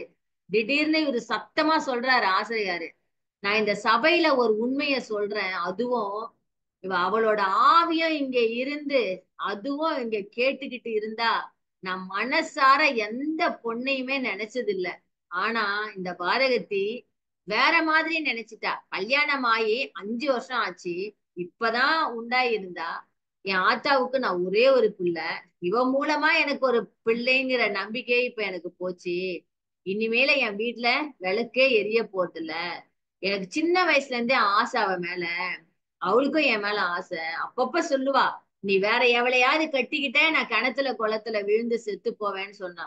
ஆனா அவளை கட்டிக்கிட்ட பிறகும் இப்படிதான் அவளுக்கு தண்ணியில சாவு உண்டாகுமா? ஐயோ கடவுளே அப்படின்னு அழுகுறாரு. நான் எவ்வளவு ஆசையா அவளுக்கு காதுல அந்த பாம்படத்தை செஞ்சு போட்டேன். அதுவே அவளோட உசுரை வாங்கிடுச்சு அப்படின்னு எல்லாம் போச்சுன்னு அப்படியே அழுகுறாரு. எழுந்து இந்த துண்டை உதிரிட்டு கிளம்புறாரு. அப்ப நாயக்கர் கேக்குறாரு, எங்க கிளம்புறீங்க ஆசாரியாரே? நான் எங்க போவேன் ஐயா? அந்த துணியை விளக்குங்க, ஒரு தடவை நான் கடைசியா அவளை பாத்துக்கிறேன் அப்படின்னு சொல்றாரு. இப்ப கோவிந்த நாயக்கர் வந்து கூட்டத்தை பாக்குறாரு. கொலையாளிக்கு என்ன தண்டனை கொடுக்கறது அப்படின்னு சொல்லிட்டு பார்த்த சாரதி கிட்ட கேக்குறாரு. அப்ப திரும்பி இந்த பயலுக்கு என்ன தண்டனை கொடுக்கறது அப்படின்னு எல்லாரும் பேசிக்கிறாங்க. இங்க ராஜாங்கமும் இல்ல, நமக்கு நாம தான் ராஜாங்கம் அப்படின்றாரு பார்த்த சாரதி. கொலையாளி, அடே நீ பேசு, என்ன நினைக்கிற, ஏன் இங்க வந்த, எதை எதை செஞ்ச அப்படின்னு கேக்குறாங்க. அவன் வாயே திறக்கல. கடைசி வரைக்கும் அவன் வாயே திறக்கல. அவனுக்கு மாறுகை வாங்கணும் அப்படின்னு இவங்க எல்லாரும் சேர்ந்து தீர்மானம் செஞ்சாங்க. அதுக்கப்புறம் இவனை உயிரோட கழுவுல ஏத்தணும் அப்படின்னு தீர்மானம் செஞ்சாங்க. பார்த்த சாரதிக்கு கடவுள் தான் தண்டனை கொடுக்க வேண்டியவர் என்ற நம்பிக்கை இருக்கு அவருக்கு. அதனால அவருக்கு இந்த தண்டனையில உடன்பாடே இல்லை. அப்புறமா கழுமரம் செஞ்சாங்க. இதுக்கு நடுவுல அந்த பெண்ணோட உடம்ப புதைக்கணும்ல, அதுக்கு ஏற்பாடு செஞ்சாங்க. சாதாரணமா குழந்தை இருந்துச்சுன்னா பெண்ணோட வயித்துல சேர்த்து உதைக்க மாட்டாங்களாம். அதை கீனி எடுத்துட்டு தான் புதைப்பாங்களாம் 2 உசுரா. ஆனா இவர் வந்து கீனி குழந்தை எடுக்க கூடாதுன்னு சொல்லிட்டு ஆசாரியார் சொல்லிடுறாரு. இப்போ அவங்க அப்படியே அவளை வந்து புதைச்சிடுறாங்க. அப்படின்னா அவளை புதைச்ச இடத்துல ஒரு சுமைதாங்கி கல் வைக்கணும் அப்படின்னு சொல்றாங்க. அப்ப வந்து ஆசாரியார, நீங்க தான் அதை செய்யணும் அப்படின்னு இங்க ஊர்ல இருக்கிறவங்க எல்லாம் சொல்றாங்க. அப்ப இவரு என்ன சொல்றாரு, எவ்வளவு செய்றீங்க, நீங்களே அதையே செஞ்சிடுங்க அப்படின்னு சொல்றாரு. நாங்க வந்து சுமைதாங்கி கல் வைக்கணும்னா நீங்க ஊருக்கு போய் அங்க செய்ய வேண்டிய எல்லா சடங்கும் செஞ்ச பின்னதான் நாங்க இதை செய்யணும் அப்படின்னு நாயக்கர் சொல்றாரு. ஆனா இவரு சொல்றாரு, ஊரா எனக்கு எதுக்கு இதுக்கு மேல ஊரு, எனக்கு இதுக்கு மேல ஊரும் கிடையாது நாடும் கிடையாது. இனிமேல் நான் எங்கேயோ போறேன், வடக்கு பக்கம் போறேன், பரதேசம் போறேன் அப்படின்னு சொல்றாரு. அதை கேட்ட உடனே, அந்த வார்த்தையை கேட்ட உடனே அங்க இருந்த எல்லாரும் அப்படியே அழுறாங்க, கண் கலங்குறாங்க. அப்போ அந்த குழிக்குள்ள அந்த சடலத்தை இறக்குறாங்க. மண்ணை 2 கைகள்ல வந்து இவரு 3 முறை அள்ளி அள்ளி போடுறாரு ஆசாரியார். அப்ப சொல்றாரு, தாயி நீ வந்து எனக்கு சோறு போட்ட, நான் உனக்கு மண்ணள்ளி போடுறேன் அப்படின்னு சொல்லிட்டு அழுதுட்டு, அவ்வளவுதான் கதை முடிஞ்சிச்சு உன் பாடு அப்படின்னு சொல்லிட்டு, உன் பாடம் முடிஞ்சிச்சு அப்படின்னு சொல்லிட்டு நிக்காம அப்படியே அவர் நடந்து போயிடுறாரு. அப்போ வந்து எல்லாரும் அவரை கூப்பிடுறாங்க வீட்டுக்கு வாங்க அப்படின்னு சொல்லிட்டு. ஆனா அவர் வந்து மறுத்துடுறாரு. இந்த பாம்படங்கள்லாம் இருக்குதுல்ல, அந்த காதணி, அதை வந்து ஏதாவது ஒரு ஏழை கர்ப்பிணி பொண்ணுக்கு கொடுத்துருங்க அப்படின்னு சொல்லிட்டு நாயக்கர்கிட்ட சொல்லிட்டு அவர் போறாரு. அப்ப நாயக்கர் சொல்றாரு, நீ தலைக்கு தண்ணி ஊத்தல, வயிறு காஞ்சி போயிருக்கு, நீ எங்க கிராமத்தை விட்டு போற, இது சரியா அப்படின்னு கேக்குறாரு. அப்ப அவர் சொல்றாரு, நான் இப்படி வயிறெறிய போறதால உங்க கிராமத்துக்கு ஒண்ணாவாது, எந்த குறையும் வராது அப்படின்னு சொல்லிட்டு அவர் வேகமா போயிடுறாரு. கொள்ளைக்காரனை வந்து கழுமரத்துல ஏத்திட்டாங்க. ஏத்திட்டு 2 காவல்காரங்களை அவனுக்கு வந்து காவலுக்கு போட்டாங்க. அவனோட பாக்குற பார்வை மட்டும் ஊரு பக்கம் வராம இருக்கிறதுக்கு மறுபக்கமா பார்த்து கழுவேத்திட்டாங்க. 2 நாள் யாருமே அந்த பக்கம் போக மாட்டாங்க. ராத்திரி நேரத்துல அந்த கழுவுல இருக்கிற அவனோட சத்தம் பயங்கரமா கேட்கும். தண்ணி தண்ணி கொஞ்சம் தண்ணி கொடுங்களேன், தண்ணி கொடுங்களேன் அப்படின்னு கத்துவான். இப்ப காவலாளிகள்லாம் இருக்கிறாங்களா, அவங்க வந்து தண்ணி கேக்குறான் அப்படின்னு சொல்லிட்டு ஊருக்குள்ள வந்து கோவிந்தப்பனார் கிட்ட சொல்லுவாங்களாம். அவர் சொல்லுவாராம், அவன் செத்துதான் போறான், அவனுக்கு தண்ணியை கொடுங்கன்னு அவர் சொல்லுவாரு. ஆனா ஊர்ல இருக்கிற பொண்ணுங்கெல்லாம் என்ன சொல்லுவாங்க, இவனுக்கும் சேர்த்துதான் அந்த பொண்ணு தண்ணியை குடிச்சிட்டு செத்து போயிடுச்சு, இதுக்கு எதுக்கு தண்ணி கொடுக்கணும் அப்படின்னு சொல்லிட்டு ஊர்ல இருந்தவங்க எல்லாம் பேசிக்குவாங்களாம். இப்போ கோவிந்தப்ப நாயக்கரு என்ன கொடுக்கணும் அப்படின்னு சொல்லிட்டு வர, அதனால அவனுக்கு தண்ணி கேட்டா அவனுக்கு எல்லாருமே கொடுக்குறாங்க. இப்போ இந்த அவனை கழுவுல இருக்கிற 3ஆவது நாள் வந்து சில பெண் பிள்ளைகள், அதாவது அந்த வயசுக்கு வர பருவத்துல இருக்கிற பெண் குழந்தைகள் வந்து அந்த கழுமரத்துக்கு பக்கத்துல விளையாட வருதுங்க. அவங்க பேசின அந்த சத்தம் கேட்டுட்டு அந்த ஒரு மரண அமைதி இருந்ததுல அந்த இடத்துல, அந்த அமைதி வந்து கொஞ்சம் சற்று போயிடுச்சு. அப்ப அந்த கழுமரத்துல இருந்த கழுவன் வந்து தலையை நிமித்தி பாக்குறான். அவனால பார்க்கவே முடியல. காவலாளிய கூப்பிட்டு அழுதுகிட்டே சொல்றான். ஏதோ பேசுறான். ஆனா அவனால பேச முடியல. தொண்டையில அவனுக்கு கபம் கட்டி போச்சு. அவனுக்கு சாவு நெருங்கிடுச்சு அப்படின்றத அவன் தெரிஞ்சுக்கிட்டான். அப்போ வந்து அந்த பசங்களை பார்த்து, ஏய் மக்களா வாங்க இங்க அப்படின்னு கூப்பிடுறான். அந்த குழந்தைங்க பயப்படுதுங்க. அப்ப அந்த காவலாளி சொல்றான், ஏ பிள்ளைகளா போங்க, நான் தான் இருக்கிறேனே, பயப்படாதீங்க, அவனால ஒண்ணும் செய்ய முடியாது அப்படின்னு சொல்றான். அப்ப பெண் குழந்தைங்க எல்லாம் அவன் கிட்ட போனவனே அவன் சொல்றான், ஏய் மக்களா, நான் சாக போறவன், எனக்கு ஒரு ஆசை இருக்குது, எனக்கு வலியை பொறுக்க முடியல, என்னை சுத்தி சுத்தி வந்து கும்மி அடிச்சு சாமி மேல ஒரு பாட்டு பாடுங்க அப்படின்னு சொல்லிட்டு அவன் கெஞ்சி கேக்குறான். அப்போ அந்த குழந்தைங்க அந்த கழுமரத்தை சுத்தி வந்து, மாரியம்மன் கோவில்ல மாவிளக்கு ஏற்றி வச்சேன் அப்படின்னு சொல்லிட்டு பாட்டு, அந்த பாட்டு ஃபுல்லா எழுதியிருக்கிறாரு. ஒரு 30-40 லைன் இருக்கும் பாட்டு எழுதியிருக்கிறாரு ஆசிரியர். அந்த கும்மி பாட்டு அந்த பசங்க பாடுதுங்க. அந்த பாடல்ல ஆஹ் இது அந்த பாடல கும்மி இத வந்து அவன் சரியா கும்மி அடிச்சதை அவன் வந்து சரியா கவனிச்சானோ இல்லையோ, ஆனா அந்த பாட்டுல ஒரு வார்த்தை வந்தது. அந்த வார்த்தை வந்து அவனை ஏதோ செஞ்சுச்சு. அந்த மாரியம்மனோட வடிவம் வந்து வந்து போச்சு.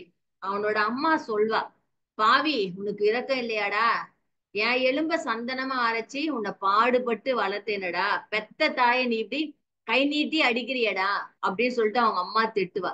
அவங்க அம்மாவோட முகம் அவனுக்கு வந்து போச்சு. அவன் முதல்ல திருட எங்க கத்துக்கினான்னா அவங்க வீட்டுலதான். அதுக்கப்புறமா கழனிக்கு வளர்ந்த அப்புறமா அவன் கழனிக்கு வேலை செய்யறதுக்கே போல, ஊரை சுத்த ஆரம்பிச்சான், சீட்டாடினான், கஞ்சா பழக்கம் அவனுக்கு வந்துச்சு. வீட்டுல இருக்கிற பொருள் எல்லாம் எடுத்துன்னு போய் விற்க ஆரம்பிச்சான். அதுக்கப்புறமா பக்கத்து வீட்டுல இருக்கிறது, ஊர்ல இருக்கிறது எல்லாத்தையும் எடுத்துன்னு போய் விற்க ஆரம்பிச்சான். அப்போ யாருன்னா எதுனா கேட்டா எல்லாரையும் அடிக்க ஆரம்பிச்சான். அப்போ ஒரு நாள் வந்து ஊர்ல இருந்த எல்லா மக்களும் அவனை பிடிச்சு அவனை கட்டி வச்சு உதைச்சாங்க. அவனுக்கு 3 நாள் சாப்பாடு தண்ணி கொடுக்காம பட்னி போட்டு அவனை நாயே ஊரை விட்டு வெளியில ஓடிப்போன்னு சொல்லிட்டு அவனை துரத்தி விட்டுட்டாங்க. அத மாதிரி துரத்தி விட்டுதான் இவன் வந்திருக்கான். இவன் வந்து கோபால கிராமம் வந்து கள்ளிக்காட்ட செப்பன் செஞ்சு இவ்வளவு கஷ்டப்பட்டு உருவாக்குனாங்க அப்படின்னு அவனுக்கு தெரியாது. இப்ப இங்க இருக்கிற வயல்கள்ல பாகற்காய் விளையுது, சுரைக்காய் விளையுது. ஆனா இங்க வந்து நெல் விளையில, சம்பா நெல் விளையில. ஆனா இந்த குழந்தைங்க கும்மி பாட்டு பாடினாங்கல்ல, அப்போ செங்கல் அறுத்த கிடங்குகள்ல இன்னைக்கு நாங்க சீரக சம்பா விளைவிச்சோம், இப்ப பச்சைக்கிளி வந்து இங்க ஆட்டம் போடுது அப்படின்னு பாடுறாங்க. ஆனா கோபாலபுர கிராமத்துல நெல் விளையவே இல்லை. இது எங்கேயோ தூர தேசத்துல பாடுற உழைப்பாளர்கள் பாடுற பாட்டு இந்த ஊர்ல வந்து ஊர் மக்களோட வந்து ஒட்டிக்கிச்சு. இந்த தூர தேசம் அப்படின்றத வந்து தீரவாசம் அப்படின்னு சொல்லிட்டு ஆசிரியர் எழுதியிருப்பாரு. அது வந்து இங்க மாரியம்மன் பாட்டோட வந்து இந்த விஷயம் ஒட்டிக்கிச்சு அப்படின்றத யோசிக்கிறான் அந்த கழுமரத்துல இருக்கிற கழுவன். அவனுக்கு அவன் பிறந்தது அந்த தூரதேசம் எல்லாம் ஞாபகம் வருது இப்போ. செங்கல் அறுக்க காட்டை திருத்தி சீரக சம்பா நெல் விளைவிச்சாங்க. இந்த பொட்டல் காடு சோலையாவும் கழனியாவும் மாறி கிளிகள் வந்து இன்னைக்கு கெச்சட்டம் போடுது அப்படின்னு சொல்லிட்டு பாடினாங்கல்ல. அப்ப உண்மையான அந்த உழைப்பாளிகளுக்கு நடுவே இவன் வந்து ஒரு கலையா முளைச்சவன். அசல் புல்லுருவி இவன் தான். சாவோட எல்லையை தொடும்போது இவனுக்கு எல்லாமே ஞாபகத்து வருது. உழைப்பாளி மக்களோட சந்தோஷம் இந்த பாடல்ல வந்து கும்மி அடிக்குது. ஆனா இவன் வந்து ஊர்ல இருந்த அம்மா எல்லாரையும் விட்டுட்டு உடன் பிறந்த எல்லாரையும் விட்டுட்டு தனிமைப்பட்டு இன்னைக்கு வந்து செத்துக்கிட்டு இருக்கிறான் கழுமரத்துல. குழந்தைகள் பாடும்போது அவனும் கழுமரத்துல இருந்து துள்ளி குதிச்சு பாடணும் ஆடணும் அப்படின்னு நினைக்கிறான். ஆனா அவனால முடியல. கொஞ்ச நேரம் கழிச்சு அவன் இறந்து போயிடான். குழந்தைகள் எல்லாம் அங்க இருந்து விரட்டினாங்க. ஒரு குழந்தை இந்த சம்பவத்துக்கு அப்புறமா காய்ச்சல் வந்து அப்படியே இறந்து போச்சு. மற்றொரு குழந்தையும் அப்படியே ரொம்ப சிக்காயிடுச்சு. அதோட உடல்நிலை ரொம்ப மோசமாச்சு. பெற்றோர்கள்லாம் அந்த நேரத்துல வந்து அந்த கழுவனுக்கு வேண்டுதல் வச்சுட்டாங்களாம்.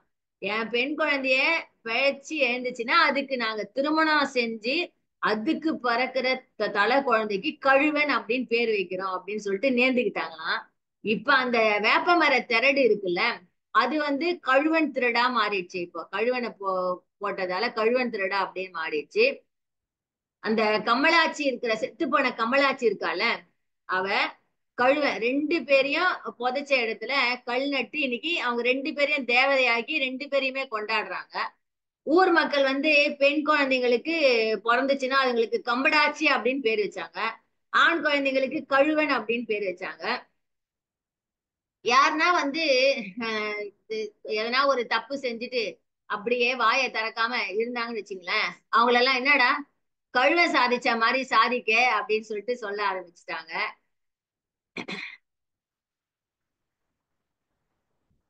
இப்ப இதெல்லாம் நடந்துச்சு. இதெல்லாம் வழக்கமாச்சு. இப்ப கோபல்ல அந்த கிராமத்துல என்ன நடக்குது அப்படின்னு நம்ம பார்ப்போம். அன்னைக்கு காலையில அந்த கிராமத்தை நோக்கி ரெண்டு குதிரைகள்ல ரெண்டு பேர் வராங்க. அவங்க ரெண்டு பேரும் இந்த கிராமத்துக்கு புதியவர்கள். ஒருவர் வந்து இந்திய அதிகாரி, மற்றவர் வெள்ளைக்கார அதிகாரி. அந்த வெள்ளைக்கார அதிகாரியை விட இந்திய அதிகாரி தான் அவ்வளவு கம்பீரமா அழகா சிகப்பு நிறமா இருந்தாராம். அவங்க கிராமத்துக்கு நுழையறதுக்கு முன்னாடியே களத்து மேடுகள் ரெண்டு பக்கமா வருது. அந்த களத்து மேடுகள்ல தீவன படப்புகள் எல்லாம் பாக்குறாங்க. அப்போ வெள்ளைக்கார அதிகாரி இதெல்லாம் என்ன வீடுகளா அப்படின்னு கேக்குறாரு. அந்த வீடுகளுக்குன்னா ஜன்னலும் கிடையாது, கதவும் கிடையாது, வாசல் கிடையாது, இப்படி இருக்குது அப்படின்னு கேக்குறாரு வெள்ளைக்கார அதிகாரி. அதுக்கு அந்த இந்திய அதிகாரி சொல்றாரு, இது வந்து கால்நடை தீவனங்கள். தானிய அறுவடை முடிஞ்ச உடனே விவசாயிங்க கொண்டு வந்து அழகா இதெல்லாம் அடுக்கி வைப்பாங்க அப்படின்னு சொல்றாரு. எதுக்கு அடுக்கணும்? வெக்கோல் எல்லாம் அப்படியே குவிச்சு வைக்கிற மாதிரி இதையும் குவிச்சு வைக்கலாமே அப்படின்னு அவர் கேக்குறாரு. நீங்க நினைக்கிற மாதிரி நாங்க வெக்கோல் எல்லாம் குவிச்சு வைக்க மாட்டோம். இதுல ஒரு ஒழுங்கு இருக்குது. அப்படியே அந்த கம்பத்தட்டைகளை சோழ நாத்துக்கள் எல்லாம் இந்த மாதிரி நாங்க செஞ்சு வச்சாதான் மழை காலத்துல தண்ணி உள்ள இறங்காது, அது உள்ள வேஸ்ட் ஆகாது அப்படின்னு சொல்லிட்டு அந்த இந்திய அதிகாரி வந்து சொல்றாரு. அதை வந்து அந்த அடுக்கிறதுக்கே ஒரு ஒழுங்கு இருக்குது. தட்டு பலகைகளை கொண்டு அதை வந்து தட்டி அப்புறமா சூரி தட்டைகளால அதை குத்தி அதை நாங்க ஒழுங்கு பண்ணி நாங்க அதெல்லாம் வைப்போம் அப்படின்னு சொல்றாரு. வெள்ளைக்கார அதிகாரி இதெல்லாம் ஆச்சரியமா பாக்குறாரு. நாத்து படப்பைகளை சுத்தி சுத்தி வந்து வந்து பாக்குறாரு. இப்போ நம்ம ஓஎம்ஆர் ரோடு இருக்குல்ல, படப்பை அப்படின்ற ஊர் இருக்கு. அந்த இடத்துல நாத்து படப்பைகளை அடுக்கி வச்சிருந்துருப்பாங்க போல ஒரு காலத்துல. அதனாலதான் அதுக்கு படப்பை அப்படின்னு பேர் வந்திருக்கும் அப்படின்னு நான் நினைக்கிறேன். இதே மாதிரி இந்த சூரித்தட்டை அப்படின்னு சொல்றாரு ஆசிரியர். அதுவும் என்னன்ட்டு நான் கூகுள்ல சர்ச் பண்ணேன். அப்போ வந்து அந்த சூரித்தட்டைன்னு போட்டாலே கி ராஜநாராயணன் எழுதிய கோபல கிராமம் என்ற நாவல்ல இருக்குதுன்னு தான் வருது தவிர அந்த சூரிய தட்டை என்ன அப்படின்றதுக்கு அது விளக்கமே வரல, விளக்கம் கொடுக்கல. அது யாருன்னா தெரிஞ்சா எனக்கு இந்த முடிஞ்ச உடனே சொல்லுங்க. இதுக்கப்புறம் அந்த தெருவுக்குள்ள அந்த ரெண்டு குதிரைகளும் வருதா, அதை பார்த்தோன்னே நாய்கள்லாம் குறைக்குது. அந்த சிறுவ சிறுமிகள்லாம் அப்படியே அந்த குதிரையில பார்த்தோன்னே ஆரவாரம் கோஷம் போடுறாங்க. பெரியவங்க எல்லாம் செஞ்சுட்டு இந்த வேலையை விட்டுட்டு அப்படியே அந்த குதிரைக்கு பின்னாடியே ஓடுறாங்க. ரெண்டு குதிரைங்களும் போய் கோட்டையார் வீட்டுக்கு முன்னாடி வந்து நிக்குது. அப்பதான் அவங்க வீட்டுல இருந்து பசுமாடுகள் ஒன்னொன்னா வெளியில வந்துகிட்டே இருக்குது. அதை பார்த்து அவர் அப்படியே ஆச்சரியப்படுறாரு. அதுக்கப்புறமா கொஞ்ச நேரம் கழிச்சு இவங்க உள்ள போலாம் அப்படின்னு நினைக்கும் போது இப்ப எரும மாடுங்க உள்ள இருந்து வருது, லைனா வருது. அந்த நேரம் பார்த்து இவங்க ரெண்டு பேரும் அந்த மாதிரி நம்ம உள்ள போலாம் நடிச்சு அந்த நேரத்துல எரும மாடு வருதுன்னு சொல்லிட்டு ரெண்டு பேரும் ஒருத்தரை ஒருத்தர் பார்த்து சிரிச்சுக்கிறாங்க. அப்ப அந்த அந்த வெள்ளைக்கார அதிகாரி கேக்குறாரு, இந்த மாடு எல்லாம் எவ்வளவு பால் கறக்கும் அப்படின்னு கேக்குறாரு. அதுக்கு அவரு சொல்றாரு, இந்த பானை அளந்து பார்க்க கூடாது அப்படிங்கிற நம்பிக்கை வந்து இங்க இருக்கிற மக்கள் கிட்ட எல்லாம் இருக்குது. அதனால நாங்கெல்லாம் அங்க பாலெல்லாம் அளந்து பார்க்க மாட்டாங்க. நாழி அப்படின்னு சொல்லுவாங்க, ஒரு மாடு வந்து 2 நாழி பால் கறக்கும் அப்படின்னு அவரு சொல்றாரு. அந்த வெள்ளைக்கார அதிகாரிக்கு அந்த நாழி பால்னா என்னன்னு புரியல. அதுக்கப்புறமா சிறிது நேரம் கழிச்சு அந்த இவங்க ரெண்டு பேரும் அந்த கோட்டையார் வீட்டுக்குள்ள போறாங்க. அப்ப கோவிந்தப்ப நாயக்கர் எழுந்து அவங்கள வரவேற்கிறாரு. ஆங்கில அதிகாரி வந்து அவரோட கையை பிடிச்சி கொடுக்குறாரு. அது நாயக்கருக்கு ஒரு மாதிரி இருக்குது. ரெண்டு பேருக்கும் பசும்பாலை கொடுக்குறாங்க. அவங்க குடிச்சு பார்த்து இவ்வளோ சுவையா இருக்குது அப்படின்னு சொல்லிட்டு அவர் யோசிக்கிறாரு. அப்புறம் ஆங்கிலேய அதிகாரி வந்து அந்த வெளிநாட்டுல இருந்து செஞ்சுட்டு வந்த அந்த வாள் ஒண்ணு எடுத்து கோவிந்தப்ப நாயக்கு கொடுக்குறாரு. கொடுத்துட்டு, நாயக்கரே நாங்க உங்ககிட்ட தனியா பேசணும் அப்படின்னு சொல்லிட்டு அந்த இந்திய அதிகாரி வந்து துரை வந்து இவர்கிட்ட பேசணும் அப்படின்னு சொல்லிட்டு அவர் சொல்றாரு. அப்ப இவங்க போய் தனியா போறாங்க. அப்ப போகும்போதே நாயக்கர் வந்து அவங்க தம்பியங்கள்லாம் பாத்துக்கினே போறாரு.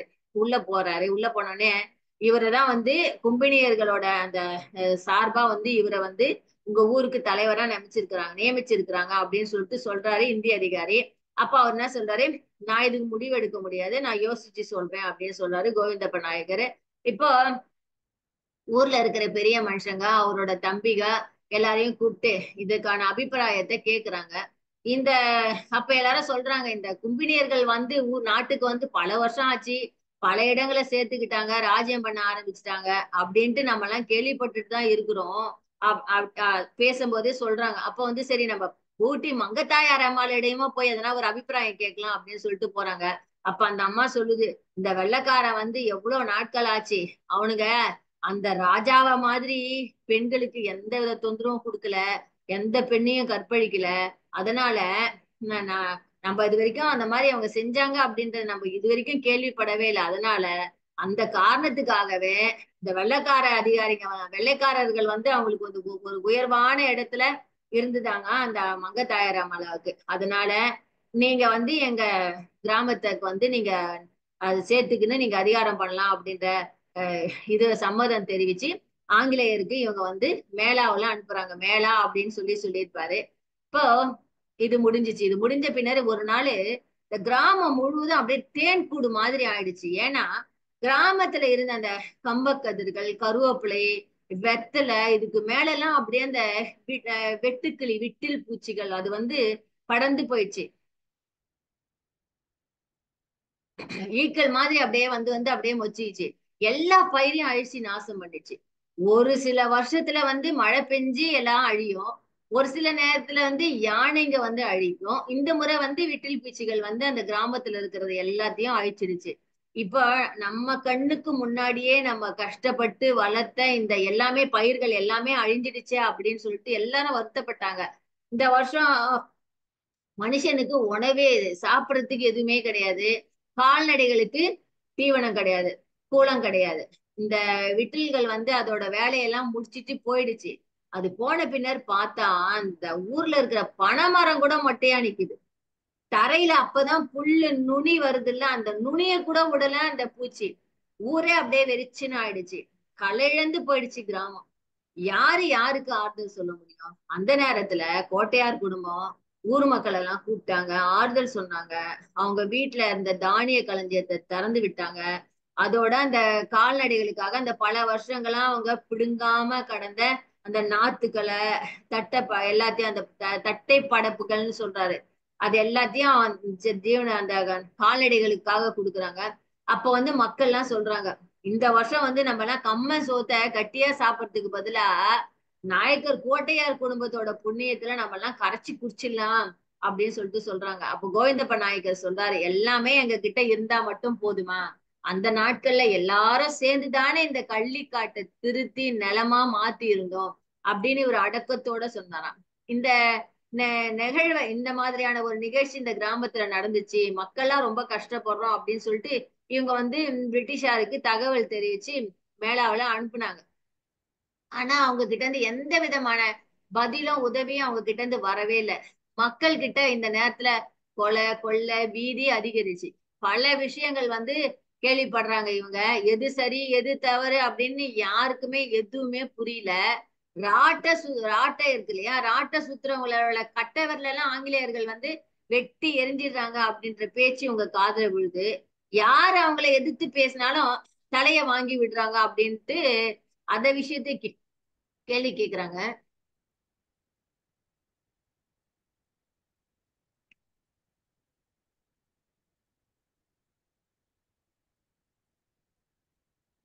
அவங்க தலைய வாங்கி விடுறாங்களாமே அப்படின்ட்டு எல்லாருமே பயந்துகிட்டே அப்படியே ஒருத்தரோட ஒருத்தர் பேசுறாங்க. நம்ம நிலத்துல வெள்ளரி பிஞ்சு விளையுது, அத அவங்கள கேட்காம நம்ம பிடுங்க கூடாதாமே, இது என்ன நியாயம், இது என்னடா கூத்து அப்படின்னு மக்கள் பேசிக்கிட்டாங்க. கட்டபொம்மனை வேற கூட்டி வந்து இந்த கயத்தாருக்கு பக்கத்துல ஒரு புளிய மரத்துல தொங்க விட்டுட்டாங்க அப்படின்ற அந்த ஒரு விஷயம் தான் மக்களை ரொம்ப பயமுறுத்திச்சு. எங்கேயோ இருந்து வந்தாங்க, நம்மள அடக்கி இப்படி ஆள முடியுமா அப்படின்னு சொல்லிட்டு எல்லாரும் பேசிக்கிறாங்க. அப்ப அக்கையா சொல்றாரு, ஒரு பீரங்கியை வெடிச்சாங்கன்னா ஒரு ஊரே அழிஞ்சு போகுமா அப்படின்னு வேற பயமுத்துறாரு. வெள்ளைக்காரங்க கிட்ட நாம சிக்கிக்க கூடாது அப்படின்னு சொல்லிட்டு அக்கையா வந்து சொல்றாரு. இது நடந்து கொஞ்ச நாள் கழிச்சு ஆங்கிலேய அதிகாரங்க திருப்பி கோபல்லபுரம் கிராமத்துக்கு வராங்க. அவங்க கைகள்ல வச்சுக்கிட்டு இருந்த அந்த துப்பாக்கிய பார்த்து மக்கள் வந்து பயப்படுறாங்க, ஆனா அதிசயமாவும் பாக்குறாங்க. அந்த வெள்ளைக்காரங்க பட்டாளத்திற்கு மத்தியில கருப்பர்களும் இருக்கிறாங்க. அவங்க வந்து லெஃப்ட் ரைட்டை எப்படி பழக்க வச்சாங்க அப்படின்னு சொல்லிட்டு அக்கையா வந்து சிரிக்க சிரிக்க ஊர்ல எல்லாருக்கிட்டையும் சொல்லுவாராம். அதை எப்படின்னா, வெள்ளைக்காரன் வந்து இவங்கள வரிசையா நிறுத்தி அவன் வந்து இவங்களை எதிர்க்க நின்னுகிட்டு அந்த மண்ணு குயவ மண்பானை செய்யும் போது எப்படி மிதிக்கிற மாதிரி காலை வெறும் தரையில லெஃப்ட் ரைட்னு மிதிப்பானா. எல்லாரையும் மிதிக்க சொல்லுவானா. இவங்களுக்கு லெஃப்ட்னா என்ன தெரியும், ரைட்டுனா என்ன தெரியும், புரியவே புரியாது. அதனால ஒரு கட்டத்துல அவன் என்ன செஞ்சானா, அவனோட வலது கால்ல சேலை துணியை கிழிச்சு கட்டிட்டான், இடது கால்ல பச்சை ஓலைய கட்டிட்டான். இப்ப வந்து ஓலைக்கால் சீலைக்கால், அப்ப லெஃப்ட் ரைட்டுன்னு சொல்லி இப்படிதான் அவங்களுக்கு எல்லாம் லெஃப்ட் ரைட்டே பழகுனாங்க அப்படின்னு சொல்லிட்டு அக்கையா வந்து சொல்லி சொல்லி சுச்சிட்டே இருப்பாராம். ஆனாலும் அந்த பார்த்தசாரதி இருக்கிறாருல, அவர் என்ன சொல்லுவாராம், காரணம் இல்லாம பூமாதேவியை காலால யாருமே உதைக்க கூடாதுன்னு சொல்லுவாராம். அந்த மாதிரி அந்த கிராமத்துல அவ்வளவு நல்ல மனுஷங்க எல்லாம் இருந்தாங்க அப்படின்றதுக்காக அந்த ஆயிரத்தி இது முடிஞ்ச பின்னரே 1858 விக்டோரியா மகாராணி ஆட்சி பொறுப்புக்கு வராங்க. அப்ப அவங்க இந்திய மக்களுக்கு எல்லாம் ஒரு அறிக்கை விடுறாங்க. அந்த அறிக்கையை எடுத்துக்கிட்டு அதிகாரிகள்லாம் இங்க வந்தாங்க. எல்லாரையும் ஒண்ணு கூட்டுறாங்க. அறிக்கையை வாசிச்சாங்க. அதுல இனிமேல மக்களுக்கு ஒரு குறையும் ஏற்படாது, நாங்க மத விஷயங்கள்ல தலையிட மாட்டோம், கொலை கொள்ள சம்பவங்கள்லாம் நடக்காம நாங்க இதுக்கு மேல பாத்துக்கிறோம் அப்படின்னு சொல்றோம். அப்ப மகாராணி ஆட்சிக்கு கீழே நாங்கெல்லாம் வந்துட்டோம் அப்படின்னு நினைக்கும் போதே இந்த கோபாலபுரம் மக்களுக்கு என்ன ஞாபகத்துக்கு வருதுன்னா, ராணி மங்கம்மாவோட ஆட்சி நினைவுக்கு வருதான். ராணி மங்கம்மாவை போல ராணி விக்டோரியாவும் இவங்களுக்கு எல்லாம் அப்படியே ஒரு ஒரு ஸ்டெப் அப்படியே உயர்வா இருக்கிறாங்க. ஆனா இவங்க அந்த நம்பிக்கையா இருக்கிறாங்க. விக்டோரியா மகாராணியோட ஆட்சியை இவங்க எல்லாம் வந்து மனப்பூர்வமா ஏத்துக்கிறாங்க. ஆனா மெல்ல மெல்ல மக்களுக்கு அந்த நம்பிக்கை போச்சு. அப்போ சுதந்திர ஆவேசம் அந்த நீரு போத்த நெருப்பு போல இருந்துச்சு எல்லாருக்கும் மனசுக்குள்ள. இது எல்லாத்தையும் அந்த வெள்ளைக்கார ஆட்சியும் ஆங்கிலேயர்களும் இதெல்லாம் கண்டுகொள்ளவே இல்லை. இதோட இந்த கதையை முடிச்சிருந்தாரு.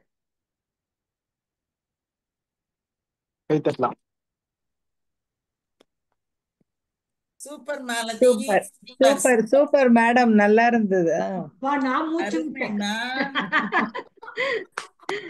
நான் வேற மாலதி சொல்லுங்கம்மா. பேசுறதுக்கு ஐயோ தொண்டை காயுதே, ஒரு வாய் தண்ணி குடிக்க மாட்டேங்குதே அப்படின்னு எனக்கு அது வேற ஒரே கவலையா இருந்தது. நம்ம இது இதோட இந்த கதை முடிச்சுட்டாரு. அதுக்கப்புறம் செகண்ட் பார்ட் இருக்குது, கோபாலபுரம் மக்கள். ஏன்னா இந்த மக்கள் வந்து எல்லாமே ரொம்ப வெள்ளந்தியாவும் ரொம்ப நல்லவங்களாவும் இருக்கிறாங்க. அதனால அவங்களோட கேரக்டர் எல்லாம் வச்சு அந்த கோபாலபுரம் மக்கள்னு ஒரு கதை எழுதியிருக்கிறாரு 2வது பார்ட். ஆனா அந்த புக்கு இந்த அளவுக்கு அவ்வளோ நல்லா போலையா இந்த புக்கு போன மாதிரி. ரொம்ப அழகா இருந்ததுமா மாலதி. என்ன அழகு கதை சொல்றது, பிரமாதம். போனது தடவையோட இது ஒரு 10,000 ரீச் ஆகும். நல்லா இருந்தது, அருமையா இருந்தது. கெம்பு கற்கள்ங்கிறது சிகப்பு கற்கள் நினைக்கிறேன். அதான் கெம்பு மாணிக்கம், கெம்பு மாணிக்கம், கெம்புன்னு சிகப்பு. அப்புறமா மாலதி இந்த நுகத்தடி சொன்னீங்கல்ல, மாட்டை பூட்டி கலப்பையில கட்டி மாட்டை பூட்டும் போது 2 மாட்டை பூட்டுறதுக்கு ஒரு குச்சி மாதிரி இருந்தா இவ்வளவு பெருசு தடியா இருக்கும். ஆமா பேரு தான் நுகத்தடின்னு பேரு. வண்டியில கூட அந்த நுகத்தடி இருக்கும். அதுதான் நுகத்தடி. அது தனியா வச்சிருந்தாங்கன்னா அதை தூக்கிட்டு சண்டைக்கு போகும்போது போறது. அதுதான் அது. செல்வா பேசுறதுதான் பேசுங்க. Thank you sir. நான் இன்னும் 4 நிமிஷத்துல போயிடுவேன். அதான் மெசேஜ் போட்டேன். நீங்க மெசேஜ் போட்டதுனால தான் நான் கூப்பிட்டுட்டேன் உடனே. முடிச்சிட்டாங்க. எனிவே ரொம்ப நல்லா இருந்தது. நான் ஆக்சுவலி பாதி ஒரு லாஸ்ட் 45-50 நிமிஷமா தான் கேட்கறேன். பட் என்னால இது பெருசா ஸ்டோரியா இல்ல, பட் நிறைய இன்ஃபர்மேஷன் ஸ்டோரி கிடையாது. பண்ண முடிஞ்சது. மேபி ஸ்டோரியா தான் நான் டிஸ்கனெக்ட் ஆயிருப்பேன். ஏன்னா ஆரம்பத்துல இருந்து கேட்டாதான் ஸ்டோரி பிடிக்கும். நிறைய இது ஸ்டோரினே இத வந்து என்ன சொல்றாங்கன்னா, இத வந்து நாவல் கேட்டகரியில சேர்க்க முடியாதுன்னே சொல்லிடுறாங்க ஸ்டார்டிங்ல. நாவல்னா ஒரு திசையை நோக்கி போவோம். அந்த மாதிரி இந்த கதை கிடையாது. இதுல நிறைய பல கிளை கதைகள் இருக்குது, பல சம்பவங்கள் வருது, உள்ளுக்குள்ள போகுது. அதனால இது நாவல் கேட்டகரியில சேர்க்க கூடாது. ஆனாலும் இது நாவல் தான் சொல்லணும் அப்படின்னு சொல்றாங்க. நாவல் படிக்கணும்னு படிக்கிறவங்களுக்கு இது போர் அடிக்கும். பட் இன்ஃபர்மேஷனா பாக்குறவங்களுக்கு ரொம்ப உபயோகமா இருக்கும் இது. ஏன்னா அவ்வளவு தகவல் இருக்கு. இது என்ன தொல்பொருள் ஆராய்ச்சிக்கெல்லாம் யூஸ் பண்ணலாம் போல இருக்கு. அவ்வளவு இன்ஃபர்மேஷன் கொடுத்திருக்காரு இவரு. ரொம்ப நல்லா இருந்தது. எனக்கு ரொம்ப நன்றி சார். ரொம்ப நன்றி. தேங்க்யூ. தேங்க்யூ. நிறைய விஷயங்கள் இருக்கு. நான் கொஞ்சம் தான் சொல்லியிருக்கேன். இது முழுக்க அந்த மக்கள் வந்து எப்படி இருந்தாங்க, மாறினாங்க அப்படின்றது அதுல ஒரு சின்ன கதையும் வச்சிருக்காரு. வேற யார் பேசுறது? வசந்தி மேடம் பேசுறீங்களா? பேசுறேன் சார். மால்தி மேடம் ரொம்பவே நல்லா இருந்துச்சு. பெரிய கதை. நான் வந்து ரொம்ப இன்ட்ரெஸ்டிங்கா சொன்னீங்க. அது வந்து ஒரு ஈரால ஆரம்பிக்குது. அது பழைய ஈரால ஆரம்பிச்சு இப்போ வந்து பிரிட்டிஷ் மட்டும் கொண்டு வந்தீங்க. அதை நான் ஃபாலோ பண்ணேன். அப்புறம் வந்து இந்த கதையில வந்து நிறைய நான் யூஸ்வலாக எடுத்துக்கிறாப்புல நிறைய நோட்ஸ் எடுத்துக்கிட்டே இருந்தேன். எப்படி அப்படின்னா இதுல வந்து இந்த கதைன்னு பார்த்தீங்க அப்படின்னா அதுல வந்து ஒரு நிறைய சேவியர்ஸ், அதாவது காக்குறவங்க, நம்மளுக்கு யாரெல்லாம் காக்குறாங்க அப்படிங்கிறத முதல்ல இருந்தே நோட் பண்ணிக்கிட்டே வந்தேன். முதல்ல அந்த கதையில வந்து அந்த கிருஷ்ணப்ப நாயக்கர் அப்படின்னு சொல்றவர், அவர் ஒரு சேவியரா இருக்காரு. அவர் சேவ் பண்றாரு அந்த அந்த பொண்ணை வந்து அந்த திருடன் கொல்லும் போது. அதுக்கப்புறம் எல்லா நேச்சுரல் ஈவெண்ட்ஸும், அதாவது மரம், ஃபயர், அப்புறம் வந்து அனிமல்ஸ், அப்புறம் மாடு, இது எல்லாமே சேவியர்ஸாக இருக்கு. அவங்க எல்லாம் அந்த கிராமத்தை வந்து சேவ் பண்ணுது. கடைசியில் அந்த கிராஸ் அந்த கழுமரத்தில் ஏத்துறாங்கல்ல, அந்த கழுமரத்தில் ஏற்றும் போது அது ஒரு சேவியர். ஏன்னா வந்து அது அவனை வந்து ரிடம்ஷனுக்கு கொண்டு போகுது. அது வந்து அவன் ரியலைஸ் பண்ண ஆரம்பிக்கிறான், நான் பண்ணது தப்பு. அதாவது அம்மாவோட ஸ்தானத்துல நம்ம அப்படி இருக்க ஒரு, ஏன்னா அந்த அந்த பெண் வந்து அம்மாவா இருக்கிறான், குழந்தை வச்சிருக்கிறான், வயிற்றுக்குள்ள குழந்தை இருக்கு. அந்த அவளை நம்ம கொன்னுட்டோமே அப்படிங்க அந்த ரிடம்ஷன் அவனுக்கு அது ஒரு சேவியரா இருக்கு அப்படின்னு பார்த்தேன்னா. அதுக்கப்புறம் வந்து பார்த்தீங்க அப்படின்னா நிறைய வந்து இந்த கதையில வந்து முழுசுமே ஃப்ளாஷ்பேக்கும் வருது, பின்னாலையும் சொல்றீங்க, முன்னாலையும் சொல்றீங்க. ஒரு டிவைன் பியூட்டி, அதாவது ரொம்ப ஓவர் எக்ஸசிவ் பியூட்டிவா இருக்கிறது வந்து டேஞ்சரஸ். எக்ஸசிவ் எதுவுமே எக்ஸஸா இருந்தா அது வந்து அதுல டேஞ்சர் இருக்கு அப்படிங்கறத முதல்ல 2-3 இடத்துல காட்டுறோம். துளசி, அப்புறம் வந்து அந்த சென்னம்மா, இவங்க எல்லாருமே பியூட்டிஃபுல், ரொம்ப ஓவர் சூப்பர் நேச்சுரல், அவ்வளவு டிவைனா இருக்கிறாங்க அவங்க. அதெல்லாம் பார்த்தோம். அது மாதிரி நிறைய நான் போட்டுட்டே போனேன். மொத்தத்துல வந்து இது வந்து ஒரு மைக்ரேஷன் தியரி. எப்படி அவங்க மைக்ரேட் பண்ணாங்க, ஒரு இடத்துல இருந்து இன்னொரு இடத்துக்கு மைக்ரேட் பண்ணாங்க, எப்படி அவங்க சர்வே பண்ணாங்க, எப்படி அந்த கிராமம் உண்டாச்சு, அதுக்கப்புறம் எப்படி வந்து அந்த சேஞ்சஸ் வந்துட்டே இருந்தது. இது ஒரு ஹிஸ்டாரிக்கலா செல்வா சார் சொன்னாப்புல ரொம்பவே அழகா எடுத்து சொன்னீங்க. பெரிய கதை. இன்னும் மேல மேல மேல அடுத்த பாட்டும் நீங்க இன்னைக்கா சொல்வீங்கன்னு நினைக்கிறோம். ரொம்ப நல்லா இருந்துச்சுங்க. Thank you. Thank you madam. Thank you. Thank you madam. Sivakumar sir வாங்க பேசி. வணக்கம். Super madam, super. கோவிந்தப்பான்னு சொல்லி அந்த பூட்டி சொல்றாங்க, பாட்டின்ற பூட்டி சொல்ற கதை அசை போடுற மாதிரி சொல்லியிருக்காங்க. பாத்தீங்களா, ஒரு சம்பவம், 2 சம்பவம், 3 சம்பவத்தையும் பிரமாதமா சொல்லியிருக்காங்க. அந்த பூட்டி 137 வயது பூட்டி அசை போடுற மாதிரி நினைக்க சொல்றதெல்லாம் அப்படி இன்ட்ரெஸ்டிங்கா கேட்டு அந்த கதையை எப்படி விரிவடையுதுன்னு சொல்றீங்க. கோட்டையார் குடும்பம், கோவிந்தப்ப நாயக்கர், ஆச்சாரி, கழுவேற்றுதல பிரமாதமா இவ்வளவு நாள் ஆகுமா? ஒரு நாள் 2 நாள் 3 நாள் வச்சு இறந்துடுவாங்க தெரியல. அவ்வளவு நாள் ஆகுமா தெரியல. கழுவைக்குதான் உடனே போயிடுவாங்கன்னு நினைச்சேன் நான். கொஞ்சம் கொஞ்சமா தான் உயிர் போகும் போல இருக்கு. அது கழுவன்ற பேர் வந்து கதையெல்லாம் சொன்னீங்க. அந்த குழந்தைங்களை அங்க சுத்தி சுத்தி விளையாடுனதெல்லாம் இறந்து போன சொன்னீங்க. அந்த கோட்டையார் குடும்பத்துல ஆரம்பிச்சு அண்ணன் தம்பி 7 பேர்ல ஆரம்பிச்சு எப்படி எல்லாம் நாட்டுக்கு மண்ணுக்கு மண்ணு மக்களின் முகம் ஜாட மாறுன்னு சொன்னீங்க பாத்தீங்கன்னா, மண்ணுக்கு மண்ணு மக்களின் முகம் ஜாடை மாறுதான். அதே போல மண்ணுக்கு மண் அந்த மாடுகளின் ஜாடையை மாறுதான். இதெல்லாம் ரொம்ப சூப்பர் தகவல். சூப்பர் மேன் கீரா என்ற ராஜநாராயணன் ரொம்ப பெரிய கதை. நான் ரொம்ப பிரமாதம் 1 hour முடிச்சிருக்கீங்க. நல்லா ப்ரிப்பேர் பண்ணி ரொம்ப நல்லா ப்ரெசென்ட் பண்ணீங்க. அந்த கிராமத்துக்கே போயிட்டு எப்படி அந்த அந்த ஆங்கிலேயர்கள் ஆண்ட காலத்துக்கு முன்னாடி அந்த கும்பினியர்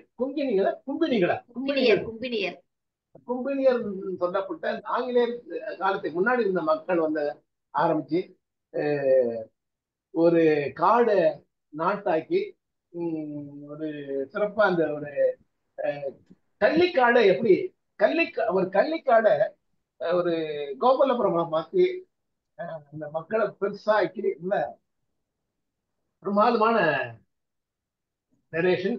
super. I enjoyed the story. Thank you மா. Thank you all. Thank you sir. Thank you. Thank you. Vinitha sir பேசுங்க. கேட்டுச்சா சார்? ரொம்ப ரொம்ப ரொம்ப மகிழ்ச்சி. இந்த தளத்துல நம்ம ஸ்டீஃபன் சார் தொடங்கினதுல நிறைய பேரு கற்றதும் பெற்றதும் ரொம்ப அதிகம். அது நிறைய பேசி இருக்கும். அதுல நம்ம மாலதி மேடத்தை ஒரு ஷேப் கொண்டாந்து, அவங்க வீட்டுலதான் இருந்திருப்பாங்க, அவங்கள ஒரு கதை சொல்லி ஆக்கி இங்க கொண்டாந்து அவங்கள ஒரு ஒரு நல்ல நல்ல இதுக்கு உயர்த்தி இருக்காரு. அதாவது கணவன் மனைவி 2 பேரும் செய்ய வேண்டியது அதை செஞ்சிருக்காரு. அதுல ரொம்ப மகிழ்ச்சி. அவங்க ரொம்ப பரிணாம வளர்ச்சி, நல்ல வளர்ச்சி இருக்குங்கிறதுல எனக்கு ரொம்ப மகிழ்ச்சி. அது முதல் கருத்தா பார்த்தேன். இந்த கதை நான் ரொம்ப காலத்துக்கு முன்னாடி படிச்சிருக்கேன், மறந்துட்டேன். 40-50 வருஷத்துக்கு முன்னாடி, 30 வருஷம் 40 வருஷத்துக்கு முன்னாடி. அதுக்கப்புறம் இதுல சொல்லப்பட்டதை நான் அப்போதைக்கு குறிச்சுக்கிட்டே வந்தேன். எனக்கு நிறைய அதுல பிடிச்சிருந்துச்சு. அந்த புறா குஞ்சு அதாவது யாராவது விருந்துக்கு வந்தா அந்த புறா குஞ்ச சமைப்பாக அப்படின்னு நல்ல இதுவா இருக்கும். நான் எங்க அக்கா வீட்டுல, அது பெரிய வீடு, அங்க மாடியில புறா குஞ்ச அவங்க இது பிடிக்க மாட்டாங்க. ஏன்னா அது தஞ்சம் அடைஞ்சிருக்கு நம்ம வீட்டுல, அதனால அதை கொல்லக்கூடாது அப்படிம்பாங்க அவங்களுக்கு. அதனால அது புறா குஞ்சு நான் பார்த்திருக்கேன். எனக்கு அது ரொம்ப சின்னத்துல வியந்து பார்த்திருக்கேன். பெருசா இருக்கும், அப்புறம் முடியெல்லாம் முளைச்சு அது அப்படி பறந்து போயிடும். அப்படி வந்து அது மேல இருக்கும். அங்க அந்த புறா குஞ்ச அது இன்னொன்னு வயிறு ஒட்டி போனவங்க, ஆனா அவனுடைய அந்த வீட்டினுடைய அந்த ஒரு இது கம்பீரம் கொடுக்குது, அந்த வீட்டினுடைய மேன்மக்கைங்கிறது மாதிரி. அது ஒண்ணு. இந்த சிலாங்கைன்னு சொன்னீங்க, நம்ம சிரட்டைன்னு சொல்றோம்ல, அந்த மாதிரி ஸ்லாங்கை. அது கூட ஒரு சிரட்டை கூட தண்ணி இல்ல. ஒரு சிரட்டைங்கிறது எங்க பக்கத்துல நீங்க எல்லாம் எப்படி இருக்குன்னு தெரியல, இந்த தேங்காய் மூடி இருக்குல்ல, அதை உடைச்சிட்டு தேங்காய் எல்லாம் சிரட்டை அடக்கல. இப்ப ககப்பையெல்லாம் சிரட்டையெல்லாம் செய்வாங்க. அப்போ ஒரு சிரட்டையில கொஞ்சம் கூட அது கூட தண்ணி இல்லை அப்படிங்கிறது மாதிரி. பாம்படம், அது பார்க்கதான் இவ்வளவு இருக்கு, ஆனா அதுக்குள்ள உள்ளீடு எல்லாம் இல்லாதது, அரக்குதான் இருக்கும். எங்க வீட்டுல இப்ப 4 பாம்படம் இருக்கு.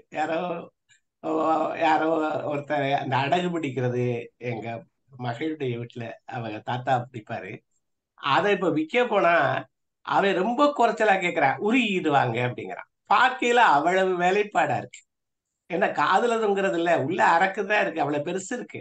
அப்புறம் கடைசியில நான் சொன்னேன், இதுல என்ன நீங்க வித்து என்ன வாங்க போறீங்க, வீட்டிலேயே இருக்கட்டும், நல்லா இருக்கு, ஒரு இந்த இதா இருக்கு அப்படின்னு சொன்னேன். அந்த வலது காலை கடிச்சு துப்புறது முதல் மரியாதையில அதை எடுத்திருக்காங்க. அந்த ஒரு உண்மை தெரிஞ்சு ஆகணும் அப்படின்னு வருது பாருங்களா. இந்த கதைகள்ல இருந்து உருவுனது பல செய்திகள்ல அது எல்லாம் வருது. பல கதைகள் இது வந்திருக்குன்னு நினைக்கிறேன். இந்த மாதிரி பல நிகழ்ச்சிகள் இதுல வர்ற நிகழ்ச்சிகள். என்ன 2 நிமிஷத்துல முடிக்கிறேன். என்ன நீர் அந்த அவர் சாப்பிடுறது கருப்பட்டியும் அந்த அம்மா தயிர் சாப்பிடுறது. அது ரெண்டுக்கும் அவ்வளவு சக்தி இருக்கு போல. அதே மாதிரி இங்க ஒருத்தர் இருந்தாரு, கிட்டத்தட்ட 80 வருஷம் 90 வருஷம் இங்க உயிரோட இருந்தாரு. அவர் வந்து இளநீர் தான் சாப்பிடுவாரும்பாங்க. ரொம்ப துன்பப்பு மாதிரி இருப்பாரு சேட்டு. அவருடைய இதுல இங்க பாம்பே ஆனந்த பவன்கிறது பெரிய ஹோட்டல் இங்க. அப்புறம் ஒண்ணும் இல்லாம போயிட்டாங்க. அவங்கள அந்த பெரியவர் இளநீர் மாத்திரம் தான் சாப்பிடுவாருங்கிறாங்க. அந்த மாதிரி அந்த வயதான போது அப்போ வெளியே போகாது, அந்த விருந்தயிறு அந்த மாதிரி இருந்தா இவர்கள் அந்த மாதிரி இருக்குங்கிறது மாதிரி நினைச்சேன். இதை நிறைய நான் யோசிச்சேன், நிறைய இது படிக்கிறது. அந்த கெம்புனா சிவப்பு, கெம்பு கெம்பு மூக்குத்தி அதெல்லாம் இருக்கு. இந்த குலதெய்வ வழிபாடெல்லாம் எப்படி வருது? கழுவன் ஒவ்வொரு பெண் தெய்வ வழிபாட்டுக்குள்ளேயும் ஒரு பெண்ணிய கொடுமை இருக்கு அப்படின்னு சொல்றாங்க. எவனையாவது அந்த ஒரு ஆணவ கொலை மாதிரி பண்ணிடுறது, அப்புறம் அவங்க ஒரு ட்ரெஸ்ஸை வச்சு கும்பிடுறது, அவங்க போட்டிருந்த எரிச்சிட்டோம்னா கருகமணி மாத்திரம் மிச்சம் இருக்கும், அந்த கருகமணியை வச்சு கும்பிடுறது, இந்த மாதிரி எல்லாம் வழிபாடுகள். இந்த கழுவன் வழிபாடு. நெய்த்தக்காளி ஒருவேளை மணத்தக்காளியா இருக்கு. நீங்க அரவ நாடுன்னு எதை சொல்றாங்க? அத மணத்தக்காளியே கூட இருக்குமோ எனக்கு தெரியல. இந்த மணத்தக்காளி நெய்த்தக்காளினே ஒண்ணு இருக்கு சார். நெய்த்தக்காளி என்னன்னு சொல்லிட்டு நான் சர்ச் பண்ணேன். அப்பதான் வந்து அந்த பட்டாசு காய்ன்றதே தெரிஞ்சிச்சு. அது கொடுத்துருந்தாங்க எக்ஸ்பிளனேஷன். பட்டாசு காய் மாதிரி குண்டா இருக்கும் பாருங்க. அதை வெடிச்சோம்னா நாங்கெல்லாம் ஸ்கூலுக்கு போகும்போது அதை வெடிச்சிருக்கோம். அதை வெடிச்சா சவுண்டு கேட்கும். அதுதான் சொல்றாங்க. நெத்தியில டப்புன்னு அடிச்சுக்கோ. அதுதான். அப்புறம் அரவ நாடுன்னு எதை சொல்றான்? தமிழ்நாடு. தமிழ்நாடுன்னு சொல்றா. நீங்க எந்த இடத்துல சொல்றாங்க? திருச்சியில வர்ற போதான் சொல்றாங்க, ஸ்ரீரங்கம் வர்ற போதான் அது அரவ நாடுன்னு சொல்றாங்க. அப்ப அங்கிருந்து தொண்டை நாடு வரைக்கும் நீங்க இதுகள்ல நிறைய செய்திகள் இதெல்லாம் பெறப்படுது. தொண்டை நாடு வரைக்கும் அப்போ தெலுங்கு கொஞ்சம் அங்க இது இருந்திருக்கு, அவங்க நாடு மாதிரியே அவங்க நினைக்கிறாங்க. இங்க தமிழ்னு முழுவதும் தமிழ் வர்ற போது தஞ்சாவூர்லதான் வருது போல தெரியுது எனக்கு பாக்குற போது. இந்த வார்த்தையினுடைய பயன்பாடை பாக்குற போது இதைத்தான் அரவ நாடு வந்துடுச்சுங்கிறாங்க. அப்புறம் அதுக்கப்புறம் போறாங்க, போய் இது பண்றாங்க. ஒரே ஒரு செய்தி மாத்திரம், பால் அந்த மாடு இதுல இருந்தே அந்த அரசர் எந்த அரசர்னே சொல்லல. அதாவது அருமை தேவையில்லை. அந்த மாடுங்கிற ஒரு குறியீடு இருக்கு பாத்தீங்களா, அது அந்த மாட்டு தலை, அந்த குறியீட்டுலயே எல்லாம் தெரிஞ்சிருது. அப்புறம் இவங்க எவ்வளவு கொடுமை பண்ணாலும் இந்த பெண்களை துன்புறுத்தல அப்படிங்கிறத சொல்றாங்க ஆங்கிலேயர்கள். அதனாலயே இது இருக்கு. அவன் வழிபாடுகளிலேயே அதிகம் தலையிடல. அவனுடைய கொள்கைகள்லாம் ரொம்ப யோசிக்க வேண்டிய கொள்கைகள் இதுல எல்லாம். அப்புறம் விட்டுட்டு அந்த விட்டிலு இது மாதிரி நான் ஒரு ராணிப்பேட்டைக்கு போற போது மானு வந்து அழிக்குது அப்படின்னாங்க. அதே மாதிரி பன்றி வந்து அழிக்குது, மானுக்கு பயப்பட்டாங்க. அந்த மலைப்பிரதேசத்துல இருந்து அந்த கம்பெனி இருக்க இடம். அப்ப இந்த விட்டிலு இது மாதிரி சில இடங்கள்ல மயிலுக்கு இது வச்சு கொள்றாங்க. அது மாதிரி நம்ம சில இதுகள்ல இன்னொன்னு குரங்கு இப்ப எங்க ஊர்களை எல்லாம் ரொம்ப பாடுபடுத்துது. வந்து இதையெல்லாம் எது இந்த ஓடையெல்லாம் பிச்சு போட்டுருது, எதையும் வைக்க விடல. குரங்க பாத்தியெல்லாம் பெரிய எரும மாடு மாதிரி அவ்வளவு பெரிய குரங்குகள் இருக்கு. அப்ப இந்த மாதிரி பல்லுயிர் பெருக்கம் பல வகையில வித்தியாசமாக இது. பேர்டுன்னு ஒரு படம் எல்லாரும் பார்த்திருக்கலாம், ஒரு காலத்துல இருந்துச்சு. அந்த பறவைகளா வந்து எல்லாம் வந்து ஒரு படையெடுத்து ஒரு வர்றது மாதிரி ஒரு பேர்டு படம் இருக்கும். இந்த பஞ்சம், தாது வருஷத்து பஞ்சம் நிறைய எழுதுறாங்க. கதைகளின் கதையில கூட வெங்கடேசன் இந்த தஞ்சா இது அதுக்கு அவன் கொண்டாந்த திட்டா, கஞ்சி தொட்டி திட்டா, இந்த மாதிரி இதுகளை எல்லாம் சொல்றாங்க. அது நிறைய இதுகளை சொல்றாங்க. கடைசியில சொல்றதுன்னா, ஊரான் தோட்டத்துல ஒருத்தன் போட்டான் வெள்ளரிக்க, காசுக்கு 2 விற்க சொல்லி கடதாசி போட்டா வெள்ளைக்காரன். அப்ப வெள்ளைக்காரனுடைய ஆட்சியே இது. அந்த காலத்துல ஒரு பாட்டு, ஊரான் தோட்டத்துல. பல சிந்தனைகளை தூண்டது இருந்தது. கதை சொன்ன முறை அருமை, ரொம்ப சிறப்பு. உங்களை பாராட்டி வாழ்த்துறேன். நண்பர்களுக்கெல்லாம் வணக்கம். நன்றி நன்றி நன்றி. சேவா வாங்க. Thank you sir. Ma'am super ma'am, சூப்பரா இருந்துச்சு மேம். நிறைய நியூ வேர்ட்ஸ் ரொம்ப நல்லா இருந்துச்சு. அது ஒரு இடமா முடிச்சு திருப்பி அடுத்த இடம் ஆரம்பிக்கிறீங்க. அந்த இடம் ரொம்ப அழகா இருந்துச்சு எனக்கு கேட்கும்போது. வித்தியாசமா இருந்துச்சு எனக்கு கேட்டதே. ரொம்ப நன்றி ma'am. Thank you ma'am. Okay ma'am. Thank you. Kalyani madam பேசுறீங்களா? லதா இருக்காங்க, ஜாக்குலின் இருக்காங்க. நான் பேசுறவா? சரிங்க. ரொம்ப சிறப்பா இருந்தது. இது ஃபர்ஸ்ட் டைம் நீங்க நான் நான் நான் கேட்டது முதல் முறையாக நீங்கள் கதை சொல்கிறத கேட்டிருக்கேன். ரொம்ப நல்லா இருந்தது. நல்லா இடைவிட பிரேக்கே இல்லாமல் ஒரே ஒரு மட்டும்தான் இடையில போய் ஏதோ சார்ஜ் போடுற போற ஏதோ சொல்லிட்டு போன மாதிரி இருந்தது. பிரேக்கே இல்லாமல் பண்ணிக்கிற மாதிரி நல்லா இருந்தது. இது வந்து நான் அவர் 94வது வயசுல நினைக்கிறேன். அவர் இருக்கும்போது ஒரு ஜூம் மீட்டிங்கில் வந்தார். அவர் கீரா இந்த கொரோனா பீரியடில் தான் ஒரு ஜூம் மீட்டிங்கில் வந்து எனக்கு தெரிஞ்ச ஒரு எழுத்தாளர் வந்து இது சிறுகதை கதை சொல்லி அந்த எழுத்தாளர் சரிதாஜ் ஒருத்தவங்க வந்து ஒரு கதை சொல்றாங்க. அவர் எழுதின கதை. அந்த நிகழ்வு வந்து அவரும் பார்த்தாரு. அவரும் ஏதோ பேசுன ஞாபகம் இருக்குன்னு நினைக்கிறேன். அவரு ரொம்ப ரொம்ப ஏஜ்டா இருந்தாரு. அதெல்லாம் எனக்கு ஞாபகம் வந்தது இதை நீங்க சொல்லும்போது. அடுத்து வந்து நீங்க சொன்ன ஒரு குடும்பத்துக்கு ஒரு மரம் சொல்லிட்டு அது பண்ணது, குடும்ப பேர் வச்சு மரம் வைக்கிறது, அது ஒரு ரொம்ப அருமையான இதா இருந்தது. அந்த மாடு வந்து கண்ணுக்குட்டி போட்ட பிறகுதான் கிராமத்துல வளர்ச்சி ஆனது, அதை பத்தி எல்லாம் சொன்னீங்க. குளமை அமைத்தல் அதெல்லாம் பற்றி சொன்னீங்க. கும்மி பாட்டு பத்தி சொன்னீங்க. அது 1-2 லைன் நீங்க பாடியிருக்கலாம், கும்மி பாட்டு. எதிர்களை விட்டில் பூச்சிகள் பயிர்களை அடித்து உணவு இல்லாத நிலை வந்த போது அவங்க எப்படி மேனேஜ் பண்ணாங்கன்னு இது கதையில சொல்லியிருக்காங்களா? இல்ல, அதுதான் இவங்க கோட்டையார் தான் அவங்களுக்கு எல்லாம் ஹெல்ப் பண்ணாங்கன்னு சொல்லியிருக்காங்க. Okay okay okay okay. நன்றி, சிறப்புமா, வாழ்த்துக்கள். Thank you sir, thank you. நன்றி நன்றி. லதா மேடமா கல்யாணி மேடமா யாருன்னா 2 பேர்ல பேசு. பேசுங்கப்பா. மாலதி நல்லா இருந்தது. நான் வந்து பிகினிங்ல வரல, கொஞ்சம் அப்புறம் தான் ஒரு 5-10 மினிட்ஸ் முடிஞ்சிருக்கும்னு நினைக்கிறேன். பிகினிங் பாட்டு இதுல வந்து நான் அந்த மங்கத்தாயம்மாள் சொன்னீங்க பார்த்தீங்களா, அது வரைக்கும் ஏன் நான் பிகினிங்ல வரல இல்லையா. ஸோ இது என்னவோ என்ன மாதிரி ஸ்டோரி அப்படின்ட்டு எனக்கு அப்ப கெஸ் பண்ண முடியல. அப்ப தோணுச்சு ஏதோ தெலுங்கு ரிலேட்டட், ஏன்னா எங்க பாட்டி பேர் மங்கத்தாயம்மாள். கொஞ்சம் அந்த தெலுங்கு பீப்புள் வைப்பாங்க அது. அப்ப அது ஒரு கெஸ் பண்ணேன். அதுக்கப்புறம் அந்த அறவாளு சொன்னீங்க பார்த்தீங்களா, இப்பவே எங்க இதுல அந்த வழக்கம் இருக்கு, அறவாளு அப்படின்னு சொல்லுவாங்க தமிழ்காரங்கள, தமிழ் பேசுறவங்கள. ஸோ அதெல்லாம் எனக்கு ரெக்கலெக்ட் பண்ணிக்கிட்டேன். அப்புறம் 2 இதை மிக்ஸ் பண்ணி சொன்னீங்க பார்த்தீங்களா, மேபி கதையிலே அது மாதிரி. அது ரொம்ப எனக்கு டிஃபிகல்ட்டா தோணுச்சு. அப்பா இது இப்ப இதுக்கு வரலாம், இப்ப அதுக்கு வரலாம் அப்படின்னு சொன்னது நல்லா இருந்தது. ஓகே, நல்லா இருந்தது. நான் கூட நினைச்சேன் இப்ப கொஞ்ச நாளா சார் டெக்னாலஜிக்கு இல்ல கீழே போயிட்டாரா, சரி ஸ்டோரி நான் பிஃபோர் 1000 சார்ட்ட ஒரு ஸ்டோரி நான் கேட்டிருந்தேன். இப்ப நிறைய ஃபிக்ஸ் ஆயிடுச்சு மேடம், அதுக்கப்புறம் பாத்துக்கலாம்னு. எல்லாமே இப்படி வந்தோடனே நான் வாய மூடிட்டு நான் கேட்கவே இல்ல சார்ட்ட. சொல்லுங்க. அதுதான் இப்பதான் திரும்ப ஸ்டோரி வந்திருக்கு அப்படின்னு நினைச்சிட்டேன். நல்ல ஸ்டோரி. என்ன டைட்டில் மறந்து போச்சு? கோபல்ல கிராமம். ஓமல்ல கோபல்ல கிராமம். கோபல்ல. கோபாலன் வரல. இல்ல கோபாலன் தான் போட்டிருக்கு சார். இல்ல அது சொல்ல அவங்களுக்கு புரிய வைக்கிறதுக்காக. Okay okay. லதா மேடம் அது ஹேங் ஆயிடுச்சு. வாங்க கல்யாணி மேடம் பேசுங்க. வணக்கம் மாலதி. வணக்கம்பா. ரொம்ப ரொம்ப ரொம்ப ரொம்ப சிறப்பா இருந்தது உங்களுடைய கதை சொன்ன விதம். மற்றது எல்லா பாயிண்ட்டும் எல்லாரும் சொல்லிட்டாங்க. எனக்கு முதல் மரியாதை ஞாபகம் வந்தது.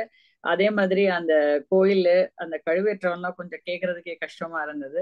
நிறைய விஷயங்கள் தெரிஞ்சுக்கிட்டோம் நீங்க சொன்னதை வச்சு. நல்லதொரு தயாரிப்புப்பா. நீங்க வந்து இவ்வளவு தூரம் படிச்சு எடுத்து எவ்வளவு பெரிய இதுல இருந்து கண்டென்ஸ் பண்ணி கொண்டு வந்து அதை ஷார்ட்டா எங்களுக்கு கொடுத்துருக்கீங்கல்ல, அதுக்கு பெரிய வேலை பண்ணிருப்பீங்க. ரொம்ப சிறப்பா அந்த வேலையை செஞ்சிருக்கீங்க. வாழ்த்துக்கள். இந்த மாதிரி நிறைய கதைகள் கொண்டு வந்து சொல்லுங்க. அந்த அந்த குழந்தை இது கூட வயிற்றுல வச்சிருந்தப்போ அந்த இதை எடுத்து தனியா இது பண்ணுவாங்க. அது ஒருவேளை வந்து எனக்கு என்ன தோணுச்சுன்னா, அது ஒருவேளை அந்த குழந்தை உயிரோட இருக்கோ என்னவோ அப்படிங்கிறதுக்காக கூட கிழிச்சு எடுத்திருக்கலாம் அந்த காலத்துல. அந்த மாதிரியும் பண்ணிருக்கலாம். எனக்குமே அந்த தகவல் வந்து புதுசா தான் இருந்தது. நிறைய தகவல் புதுசா தான் இருந்தது எல்லாம். ஆனா வந்து அறிவார்த்தமா தான் செஞ்சிருக்காங்க. எதையுமே வந்து நம்ம இது இல்லைன்னா அந்த காலத்துக்கு அந்த சமயத்துல எந்தெந்த மாதிரி இருந்தா நல்லா இருக்க முடியுமோ அதை வந்து ரொம்ப தெளிவா தான் செஞ்சிருக்காங்க மக்கள்.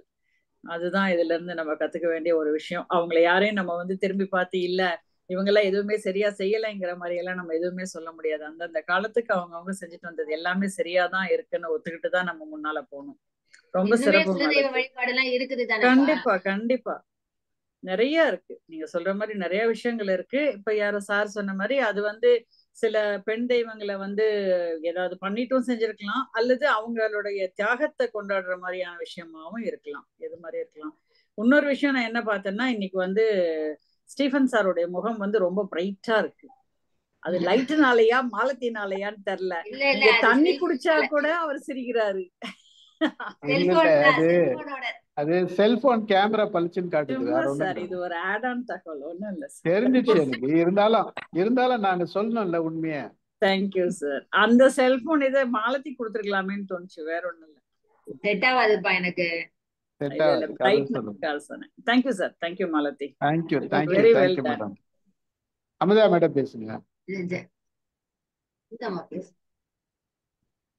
வணக்கம் சார், எல்லாருக்கும் வணக்கம். நான் ஊருக்கு முந்தி நம்ம வணக்கம். மாலதியோட பேச்சு கேட்டோன்னு ஒரு ஆர்வம் மிகுதியா முதல்லயே நான் கொஞ்சம் சொல்லிட்டேன். அது நான் இப்ப நினைக்கிறேன் ரொம்ப அவசர குடுக்கையாயிட்டனோ அப்படின்னுட்டு. அதெல்லாம் ஒண்ணும் இல்லை. நான் மாலதி இது தொடங்கும் போது ஃபேஸ்புக்லயும் பார்த்துக்கிட்டு இருந்தேன். கிச்சன்ல இருக்கும்போது ஃபேஸ்புக்ல தொடங்கறதுக்கு முன்னாலேயே நான் போட்டுட்டு தொடர்ந்து பார்த்துக்கிட்டு இருந்தேன். கதை ரொம்ப அப்படியே என்ன அழகுமா மாலதி, எவ்வளோ அழகா அந்த கதை போச்சு. ரொம்ப சிறப்பா இருந்துச்சு. தொடக்கத்துல இருந்து கடைசி வரைக்கும் புத்தகம் படிச்ச ஒரு உணர்வு வந்தது. ஏன்னா எதுவுமே மிஸ் ஆகாம அப்படி தொடர்ந்து நம்ம கேட்டுக்கிட்டு இருந்தது ரொம்ப சுவாரஸ்யம். இதுல இந்த வயித்துல இருந்த குழந்தைய அப்படியே அதுக்கு சங்க இலக்கியத்துல ஒரு பாட்டு ஒண்ணு இருக்கு. குழந்தை பிறந்து இறந்த குழந்தை பிறக்கும்போது இறந்திருந்தாலோ ஊன் தடி பிறந்தாலும் குழந்தையா இல்லாமலே ஒரு மாமிச பிண்டம் மாதிரி பிறந்தா கூட வாளால அறுத்து தான் அந்த குழந்தைய புதைப்பாங்களாம். ஏன்னா அது விழுப்புண் பட்டுது, அது வீரத்தின் விளைவு அப்படின்னு உணர்த்துற மாதிரி அதை ஒரு வாளால கீறிட்டு தான் புதைக்கிறது அப்படிங்கிற ஒரு இது சங்க இலக்கிய பாடல்ல இருக்கு. அதை இந்த இடத்துல குறிப்பிட்டிருப்பாரா இருக்கும். அது எப்படி காடு கெடுத்து நாடாக்கியது அப்படிங்கிறத அழகா அந்த கோபல்ல கிராமம் நமக்கு சொல்ற மாதிரி இருந்துச்சு. எப்படி அந்த காட்டை அழிச்சாங்க, அது எப்படி கொண்டு வந்தாங்க அப்படிங்கிறதெல்லாம் ரொம்ப அந்த சின்ன சின்ன அந்த நெய் தக்காளி அதையெல்லாம் சொல்லும்போது எல்லாமே அந்த ஒரு பழைய கிராம நினைவுகள் எல்லாமே வந்தது. எப்படி மன்னர்கள் இருந்திருக்காங்க, எப்படி அந்த பெண் குழந்தைய காப்பாத்துறதுக்கு என்ன ஓட்டம் ஓடி இருக்காங்க, அதையெல்லாம் பார்க்கும்போது ரொம்ப மனசுக்கு ரொம்ப கஷ்டமா இருந்தது. ஏற்கனவே வேற ஒரு துளசிங்கிற அந்த பொண்ணு வேற ஏற்கனவே இறந்த கதை, அந்த முடிய பிடிச்சிக்கிட்டு வந்தது, அதெல்லாம் படிக்கும்போது அதனாலதான் பொம்பளை பிள்ளைங்களை அவ்வளோ பொத்தி பொத்தி பொத்தி பொத்தி வச்சிருந்துருப்பாங்களோ என்னவோ தெரியல. அந்த மாதிரி அந்த நிகழ்வுகளை எல்லாம் பார்க்கும்போது ரொம்ப மனசுக்கு கஷ்டமா இருந்தது. ஆனாலும் கதை ரொம்ப அற்புதமா இருந்ததுமா மாலதி. ரொம்ப அழகா சொன்னீங்க. மனசு உள்ள போய் அந்த கதை மறக்கவே மறக்காத ஒரு கதையா தங்கிட்டுதுமா. அது ரொம்ப சிறப்பு. வாழ்கம்மா வாழ்க, தொடர்ந்து சொல்லுங்க. நன்றி நன்றி மேடம். உண்மையிலே சொல்ற மாதிரி இன்னைக்கு ஸ்டீஃபன் சார் சும்மா ஜம்முன்னு தான் இருக்காங்க.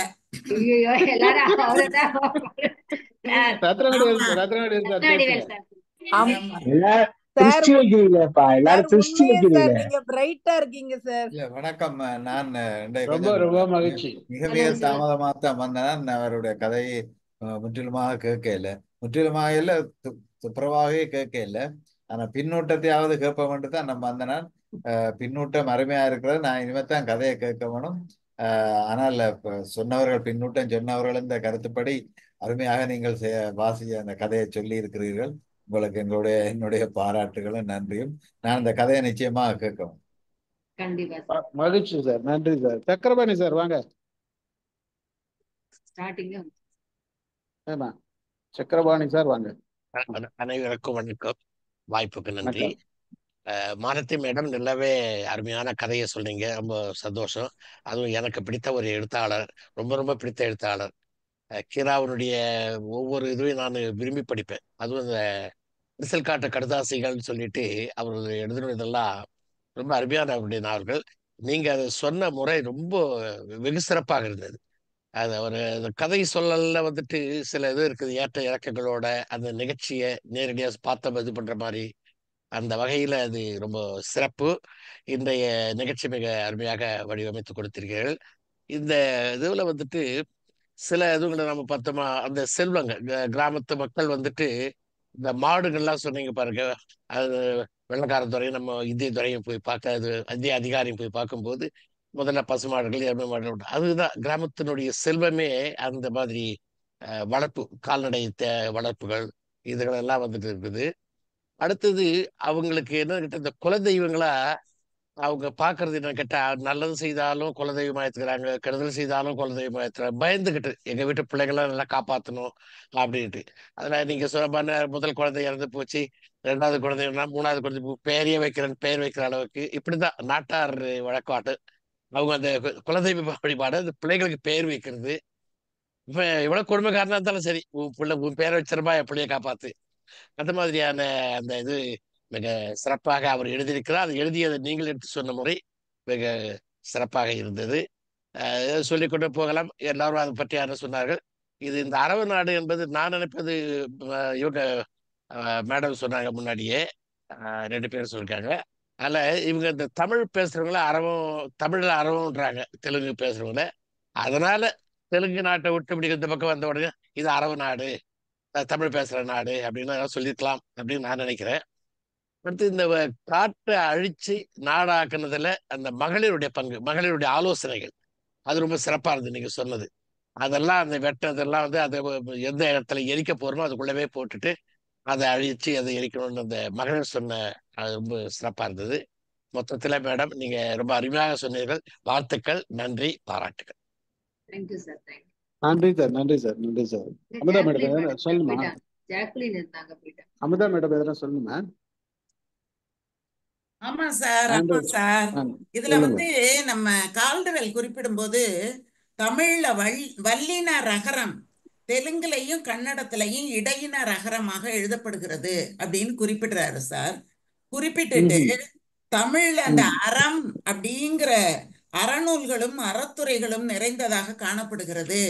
அதனால் அறம் மலிந்த அம்மொழி அறவம் எனப்பட்டது அப்படின்னு சொல்லிட்டு ஆமா சார் அப்படின்னுட்டு டாக்டர் குண்டட் அப்படிங்கிறவரு குறிப்பிடுறாரு சார். அதுல சூப்பர் மேடம், அருமையான ஒரு விளக்கம்.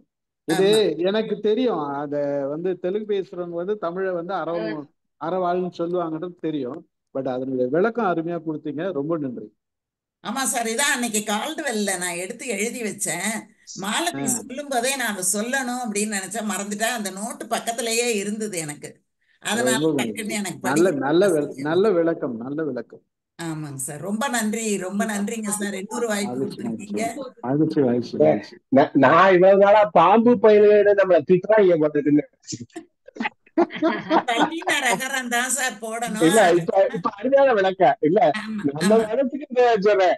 அவங்க ஏதோ நம்ம வசைச்சொல்லா சொல்றாங்க போல இருக்கு அப்படின்னு நினைச்சு. சிவக்கனி பேசுறீங்களா? சதீஷ் இருக்காங்க.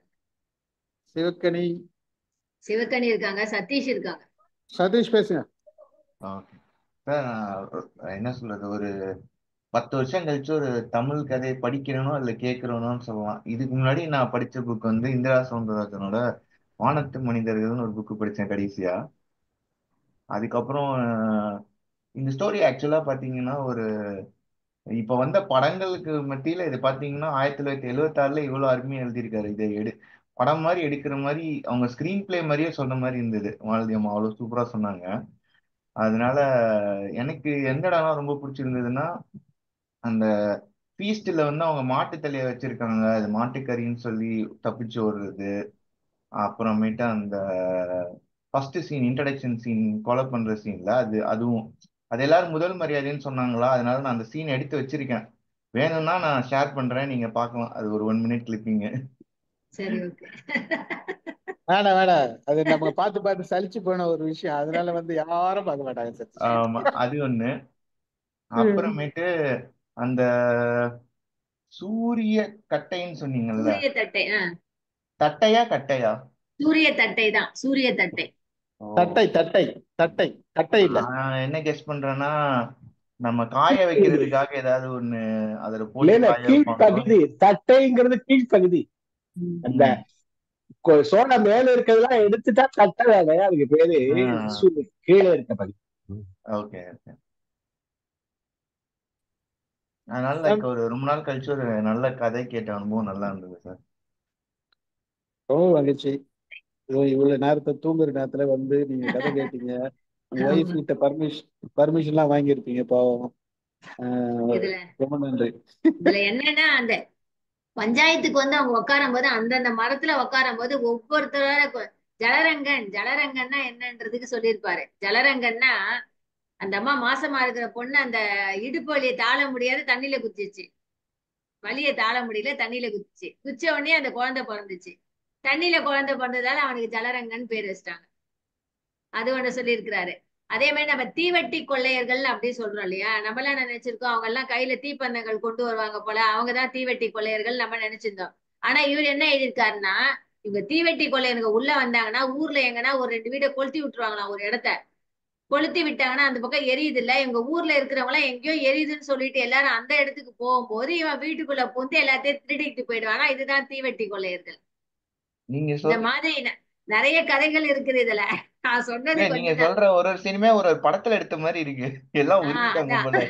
அது சொல்றாங்க. அதுதான் அந்த வராங்க இல்லையா அந்த பஞ்சாயத்துக்கு வந்து அவங்க சுத்தி அந்த மரத்துல உட்காரும் போது அவங்கவுங்க அந்த சொந்த மரத்துலதான் உட்காடுறாங்க, மரத்துக்கு கீழே தான் உட்காடுறாங்க. அவர் ஒவ்வொரு கேரக்டரா இன்ட்ரடியூஸ் பண்ணாரு. அவர் வந்து திரவத்தி நாயகர் வந்து உட்கார்ந்தாரு அந்த மரத்துல சொல்லும் போது அவரை பத்தி 2 பேஜ் எழுதியிருக்கிறாரு. அத மாதிரி ஒரு 10-15 பேரை பத்தி எழுதியிருக்கிறாரு அவர். அதெல்லாம் இருக்குதுல இந்த புக்ல. இது இல்லாம கோபாலபுரம் மக்கள் சொல்லிட்டு 2வது பார்ட் வேற எழுதியிருக்கிறாரு. அது 2வது பார்ட்டிக்கு தானே அவருக்கு விருது கொடுத்தது, இல்ல இந்த புக்குக்கே கொடுத்தாங்களா? இதுதான் புக்கு பிரபலமானது. கோபாலபுரம் மக்கள் வந்து ஸ்கூல் பிள்ளைங்களுக்கு பாடமா இருக்கு. சிவகணி சொல்லுமா. தேங்க்யூ சதீஷ். மேடம் வணக்கம் மேடம். வணக்கம் வணக்கம். வாங்க மேம். நீங்க ரொம்ப நல்லா ப்ரெசென்ட் பண்ணீங்க இந்த கதையை. எல்லாரும் சொன்ன மாதிரி எவ்வளவு ஒரு விஷயங்கள் இருக்கு. ஒரு 10 நிமிஷத்துல ஒரு கதையை சொல்லி அந்த உணர்வுகளை கடத்துறதுக்கும் நீங்க இவ்வளவு நேரம் வந்து கிட்டத்தட்ட ஒரு 2 மணி நேரம் மேல பக்கம் பேசியிருப்பீங்க. 1.5 மணி நேரம் பேசியிருப்பீங்க எனக்கு தெரிஞ்சு. அப்புறம் அவ்வளவு விஷயங்கள் இருக்கு கதையில. நம்ம அந்த கிராமத்தை வந்து ரொம்ப அழகா வெளிப்படுத்தி அழகா எடுத்து சொல்லியிருக்காரு அவரு. அதை நீங்க ரொம்ப அழகா எடுத்து சொன்னீங்க. அதுக்கப்புறம் அந்த பெண்மையோட கதாபாத்திரம் வந்து ரொம்ப அழகா எடுத்து கையாண்டிருக்காங்க ஒவ்வொரு இடத்துலயுமே. அதற்கப்புறம் அந்த சுமைதாங்கி கல்லாகட்டும், அந்த ஆலமர விழுதுகள், அந்த விழுதுகளுக்கு வந்து எப்படி ஒரு உயிர் கொடுக்கிற மாதிரி ஒரு வர்ணனை, அந்த ஒப்பீடு, அதெல்லாம் ரொம்ப நல்லா இருந்தது. அப்புறம் அந்த ஒவ்வொரு மனுஷங்களும் வந்து அந்த மாடுகளை வந்து எப்படி பாக்குறாங்க, அதெல்லாம் வந்து எப்படி அதை வச்சு அந்த கிராமம் உருவானது அப்படிங்கறதெல்லாம் வந்து சொன்னீங்க. ஒரு ஒரு சின்ன விஷயம் தான், ஆனா அதை எவ்வளவு அழகா கொண்டு போயிருக்காரு அப்படிங்கறத பார்க்கும்போது ரொம்ப சிறப்பா இருந்தது. இன்னைக்கு நீங்க கதை சொன்னது ரொம்பவே எக்ஸலண்டா இருந்தது. கதை சொல்லியாக வலம் வந்து கதையின் வாயிலாக உணர்வுகளை கடத்தி கதையோடு வாழ்வியலாய் வந்து வாழ்வியலாய் வாழ்ந்து கதைத்த விதம் சிறப்பு. கதைமாந்தர்களின் உணர்வினை கருத்தாக வெளிப்படுத்தி கைப்பிடித்து கிராமத்திற்குள் அழைத்து கிராமிய நிகழ்வுகளை வெட்ட வெளிச்சமாய் காட்சிப்படுத்தி கீரா அவர்களின் கோபல்லபுர கிராமம் சென்று வந்த அனுபவம் மெய் சிலிர்ப்பு. ரொம்ப சிறப்பா இருந்தது மேம். எல்லாரும் சொன்ன மாதிரி எதை சொல்றது எதை விடுறதுன்னே தெரியல. ஏன்னா எல்லாருமே எடுத்து சொன்னாங்க. ரொம்ப நல்லா இருந்தது. Super ma'am. ரொம்ப நாளைக்கு அப்புறம் வந்து ஒரு சிறப்பான ஒரு கதையை சொல்லியிருக்கீங்க. நேரம் எடுத்துக்கிட்டாலும் ஒரு ரொம்ப ஒரு உணர்வு பூர்வமான ஒரு கதையா சொன்னீங்க. அதுதான் முக்கியமா நல்லா இருந்தது. Thank you so much ma'am. Sir thank you. Thank you Sivagani. மகிழ்ச்சி. வேற யாருன்னா பேசுறது இருந்தா பேசலாம். சார் அந்த காலத்துல பாருங்க சார், கிராமத்து பழக்கம் பாருங்க, பாலை எவ்வளவு கறக்குன்னா எவ்வளவு அளவு சொல்ல மாட்டாங்க, அது அளந்து சொல்ல மாட்டாங்களாம். எந்த அதுக்கெல்லாம் கிராமத்துல பாருங்க பால் எவ்வளவு கறந்தது கேட்கிறாரு அந்த வெள்ளைக்கார அதிகாரி. பாலை அளந்து பார்க்க வழக்கம் இல்லையா. 2வது லெஃப்ட் ரைட் போடுறதுக்கு என்ன சொன்னீங்களே, ஓலக்காய் சிறக்காய். அது நல்லா இருந்தது. ஓலக்கால் சேலக்கால். நம்ம ஆளுங்களுக்கு லெஃப்ட் ரைட் போட பாட்டு தெரியல. அந்த கும்மி பாட்டை படிச்சுட்டுமா? படிங்க படிங்க படிங்க. மாரியம்மன் கோயிலிலே மாவிளக்கு 100, மஞ்ச பிள்ளைய 100 தரம் பார்த்து கும்மி அடிக்கிற தண்டு பெண்டுக 100, தண்டு பெண்டுக 100. மாரி பிறந்தது மாநாடு, மாரி மக்க பிறந்தது காஞ்சிவனம், காஞ்சிவனத்தில் பிறந்தவரை கண்ணோட்டம் பாரம்மா முத்துமாரி. ஆத்து மணலிலே சோறாக்கி ஆவரங்காய் கறி சமைச்சி மின்னட்டம் பூச்சியை விளக்கேத்தி வேடிக்கை பாரம்மா முத்துமாரி. பாவை படர்ந்ததை பாத்தியலா, பாவை பத்தி படர்ந்ததை கேட்டியலா, அத்தனை பேருக பத்தினி பொண்ணுக பாடி கும்மி அடிங்கடி. கரை சுரை படர்ந்தத பாத்தியலா, சுரை சுத்தி படர்ந்ததை கேட்டியலா, அத்தனை பேருக பத்தினி பெண்ணுக பாடி கும்மி அடியுங்கடி. கோவை படர்ந்தத பாத்தியலா, கோவை குத்தி படர்ந்ததை கேட்டியலா, கோவைக்குள் இருக்கும் குத்திர காளிக்கு கொத்து சரப்புலி மின்னாலே. 5 களஞ்சிக்கு மிஞ்சி கட்டி 1000 களஞ்சிக்கு அரும்பு கட்டி காலிலே போட்டா கலகலங்கும் கண்ணிக் கழியாத பத்ரகாளி. ஆலம் இலை போல அடிவயிறு, அசந்த நெத்தியிலே புருவக்கட்டு, சோலை கிளி போல எம்பிறவிக்கு சொந்த கிராமம் கோபல்லம். அம்மா பிறந்தது அயோத்தி, அம்மா சடை பிறந்தது சதுரகிரி, வேம்பு பிறந்தது வேணகிரி, நாங்க விளையாட வந்தது கோபல்லம். செங்கல் அறுத்த கிடங்குக்குள்ளே நாங்க சீரக சம்பா விளைவிச்சோம். இப்ப பச்சை கிளி வந்து கெச்சட்டம் போடுது, பரந்தடிங்கடி தோழி பெண்ணே. Super super. சதீஷ் ஒரு பிக்சர் ஜெனரேட் பண்ணிக்கிறார் சூரிய தட்டைக்கு. அத குரூப்ல போட்டுருங்க, சேவ் பண்ணி சதீஷ். சார். Okay, thank you. மகிழ்ச்சி. முடிச்சுக்கலாமா?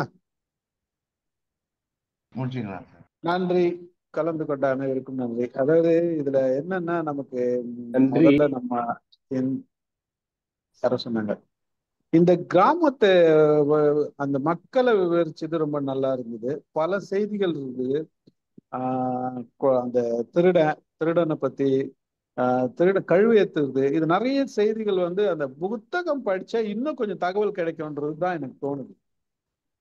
புத்தகத்துல படிச்சு ஒரு இதுவும் படிக்கும் போது நமக்கு பல செய்திகள் கிடைக்கும்னு தோணுது. நேரம் இருந்தாலும் எல்லாரும் படிங்க. வாங்கி படிங்க. நான் வாங்கி படிச்சது இந்த புக்கு தான். ஃபர்ஸ்ட் புக்கு கீராவோட எழுத்த நான் இந்த புக்ல தான் படிச்சேன். இந்த புக்கை நான் எப்படி வாங்கினேன்னா, கீரா இறந்துட்டாரு, கீரான்னு பேசியிருந்தாங்க. இந்த ரியாலிட்டி ஷோல கமலஹாசன் வந்து இந்த கோபல்லம் புக்கை வாங்கி கோபல்ல கிராமம் படிங்க, கோபல்லபுரம் மக்களை படிங்கன்னு சொல்லிட்டு அவரு வேற சொன்னாரு. அதுக்கப்புறமா தான் நான் ஆன்லைன்ல தான் வந்து ஆர்டர் பண்ணி இந்த புக்கையே வந்து வாங்கினேன். இது இன்னொரு தளத்துல வந்து கீராவோட புக்குகளை இன்னொரு தளத்துல ஒரு தினம் ஒரு கதை அப்படின்ட்டு அவருடைய கதைகளை ஒவ்வொரு நாளும் பண்ணிட்டு வராங்க. அது ரொம்ப சிறப்பானது. கீராவுக்கு நல்ல ஒரு சிறுகதைகள் படிங்க, நல்லா காமிங்க மாலதி புக்கு. சிறுகதைகள் படிங்க. இல்ல செட்ரா இன்னும் கொஞ்சம் இப்போ நீங்க வந்து இது ஃபுல்லா சொல்லிட்டீங்களா மாலதி இந்த புக்? அதான் இதுல வந்து நான் ஓரளவுக்கு எல்லாமே சொல்லிட்டேன்பா. அந்த அந்த நிறைய பேரோட கேரக்டர் எல்லாம் எப்படி இருந்ததுன்னு சொல்லிட்டு அந்த மரத்துக்கிட்ட வந்து உக்காந்தாங்கன்னு சொல்றாங்க தெரியுமா? அவங்களோட கேரக்டர் எல்லாம் சொல்லல. இப்ப இந்த கோவிந்தப்ப நாயக்கர் இருக்கிறாருல்ல, ஊர் தலைவரு, அவருக்கே வந்து என்னன்னா அப்பப்ப தேவையில்லாத நினைச்சுக்குவாரு. அவர் வந்து நம்ம தம்பிங்க எல்லாம் நம்மள ஏமாத்திடுற மாதிரி அவருக்கு ஒரு அப்பப்ப நினைச்சுக்குவாரு. நினைச்சிட்டு எல்லாத்தையும் சொத்து சொகத்தெல்லாம் விட்டுட்டு நம்மள எங்கேயோ விரட்டி விடுற மாதிரி எல்லாம் நினைச்சுக்குவாரு. அத மாதிரி எல்லாம் இருக்குது கதைகள், நிறைய கதைகள், கிளை கதைகள் நிறைய இருக்குது. பட் இருந்தாலும் நீங்க ஓவராலா முடிச்சிட்டீங்க. ஆமா, கதைய வந்து ஓவராலா சொல்லிட்டேன். நடுவுல இந்த மாதிரி அவங்களோட கேரக்டர் மட்டும் தான் சொல்லல. நிறைய அந்த மக்கள் வராங்கல்ல, அவங்களோட கேரக்டர் சொல்லல. Very nice. நல்லா அழகா கண்டென்ஸ் பண்ணிருக்கீங்க. மகிழ்ச்சி. கலந்து கொண்ட இந்த சாரிட்ட சொல்லும் போது கூட நான் இப்படி சொல்லல. நான் தான் நடுவுல மாத்திட்டேன். சொல்லி காட்டும் போது கூட இங்க வந்துதான் மாத்துறாத ஆக்சுவலி. Very nice. போக்காளி, பாதகத்தி, நிறைய வார்த்தைகள்லாம். போக்காளி, பாதகத்தி, நல்ல வார்த்தைகள். ஆனா அந்த அரச மரம் அப்படி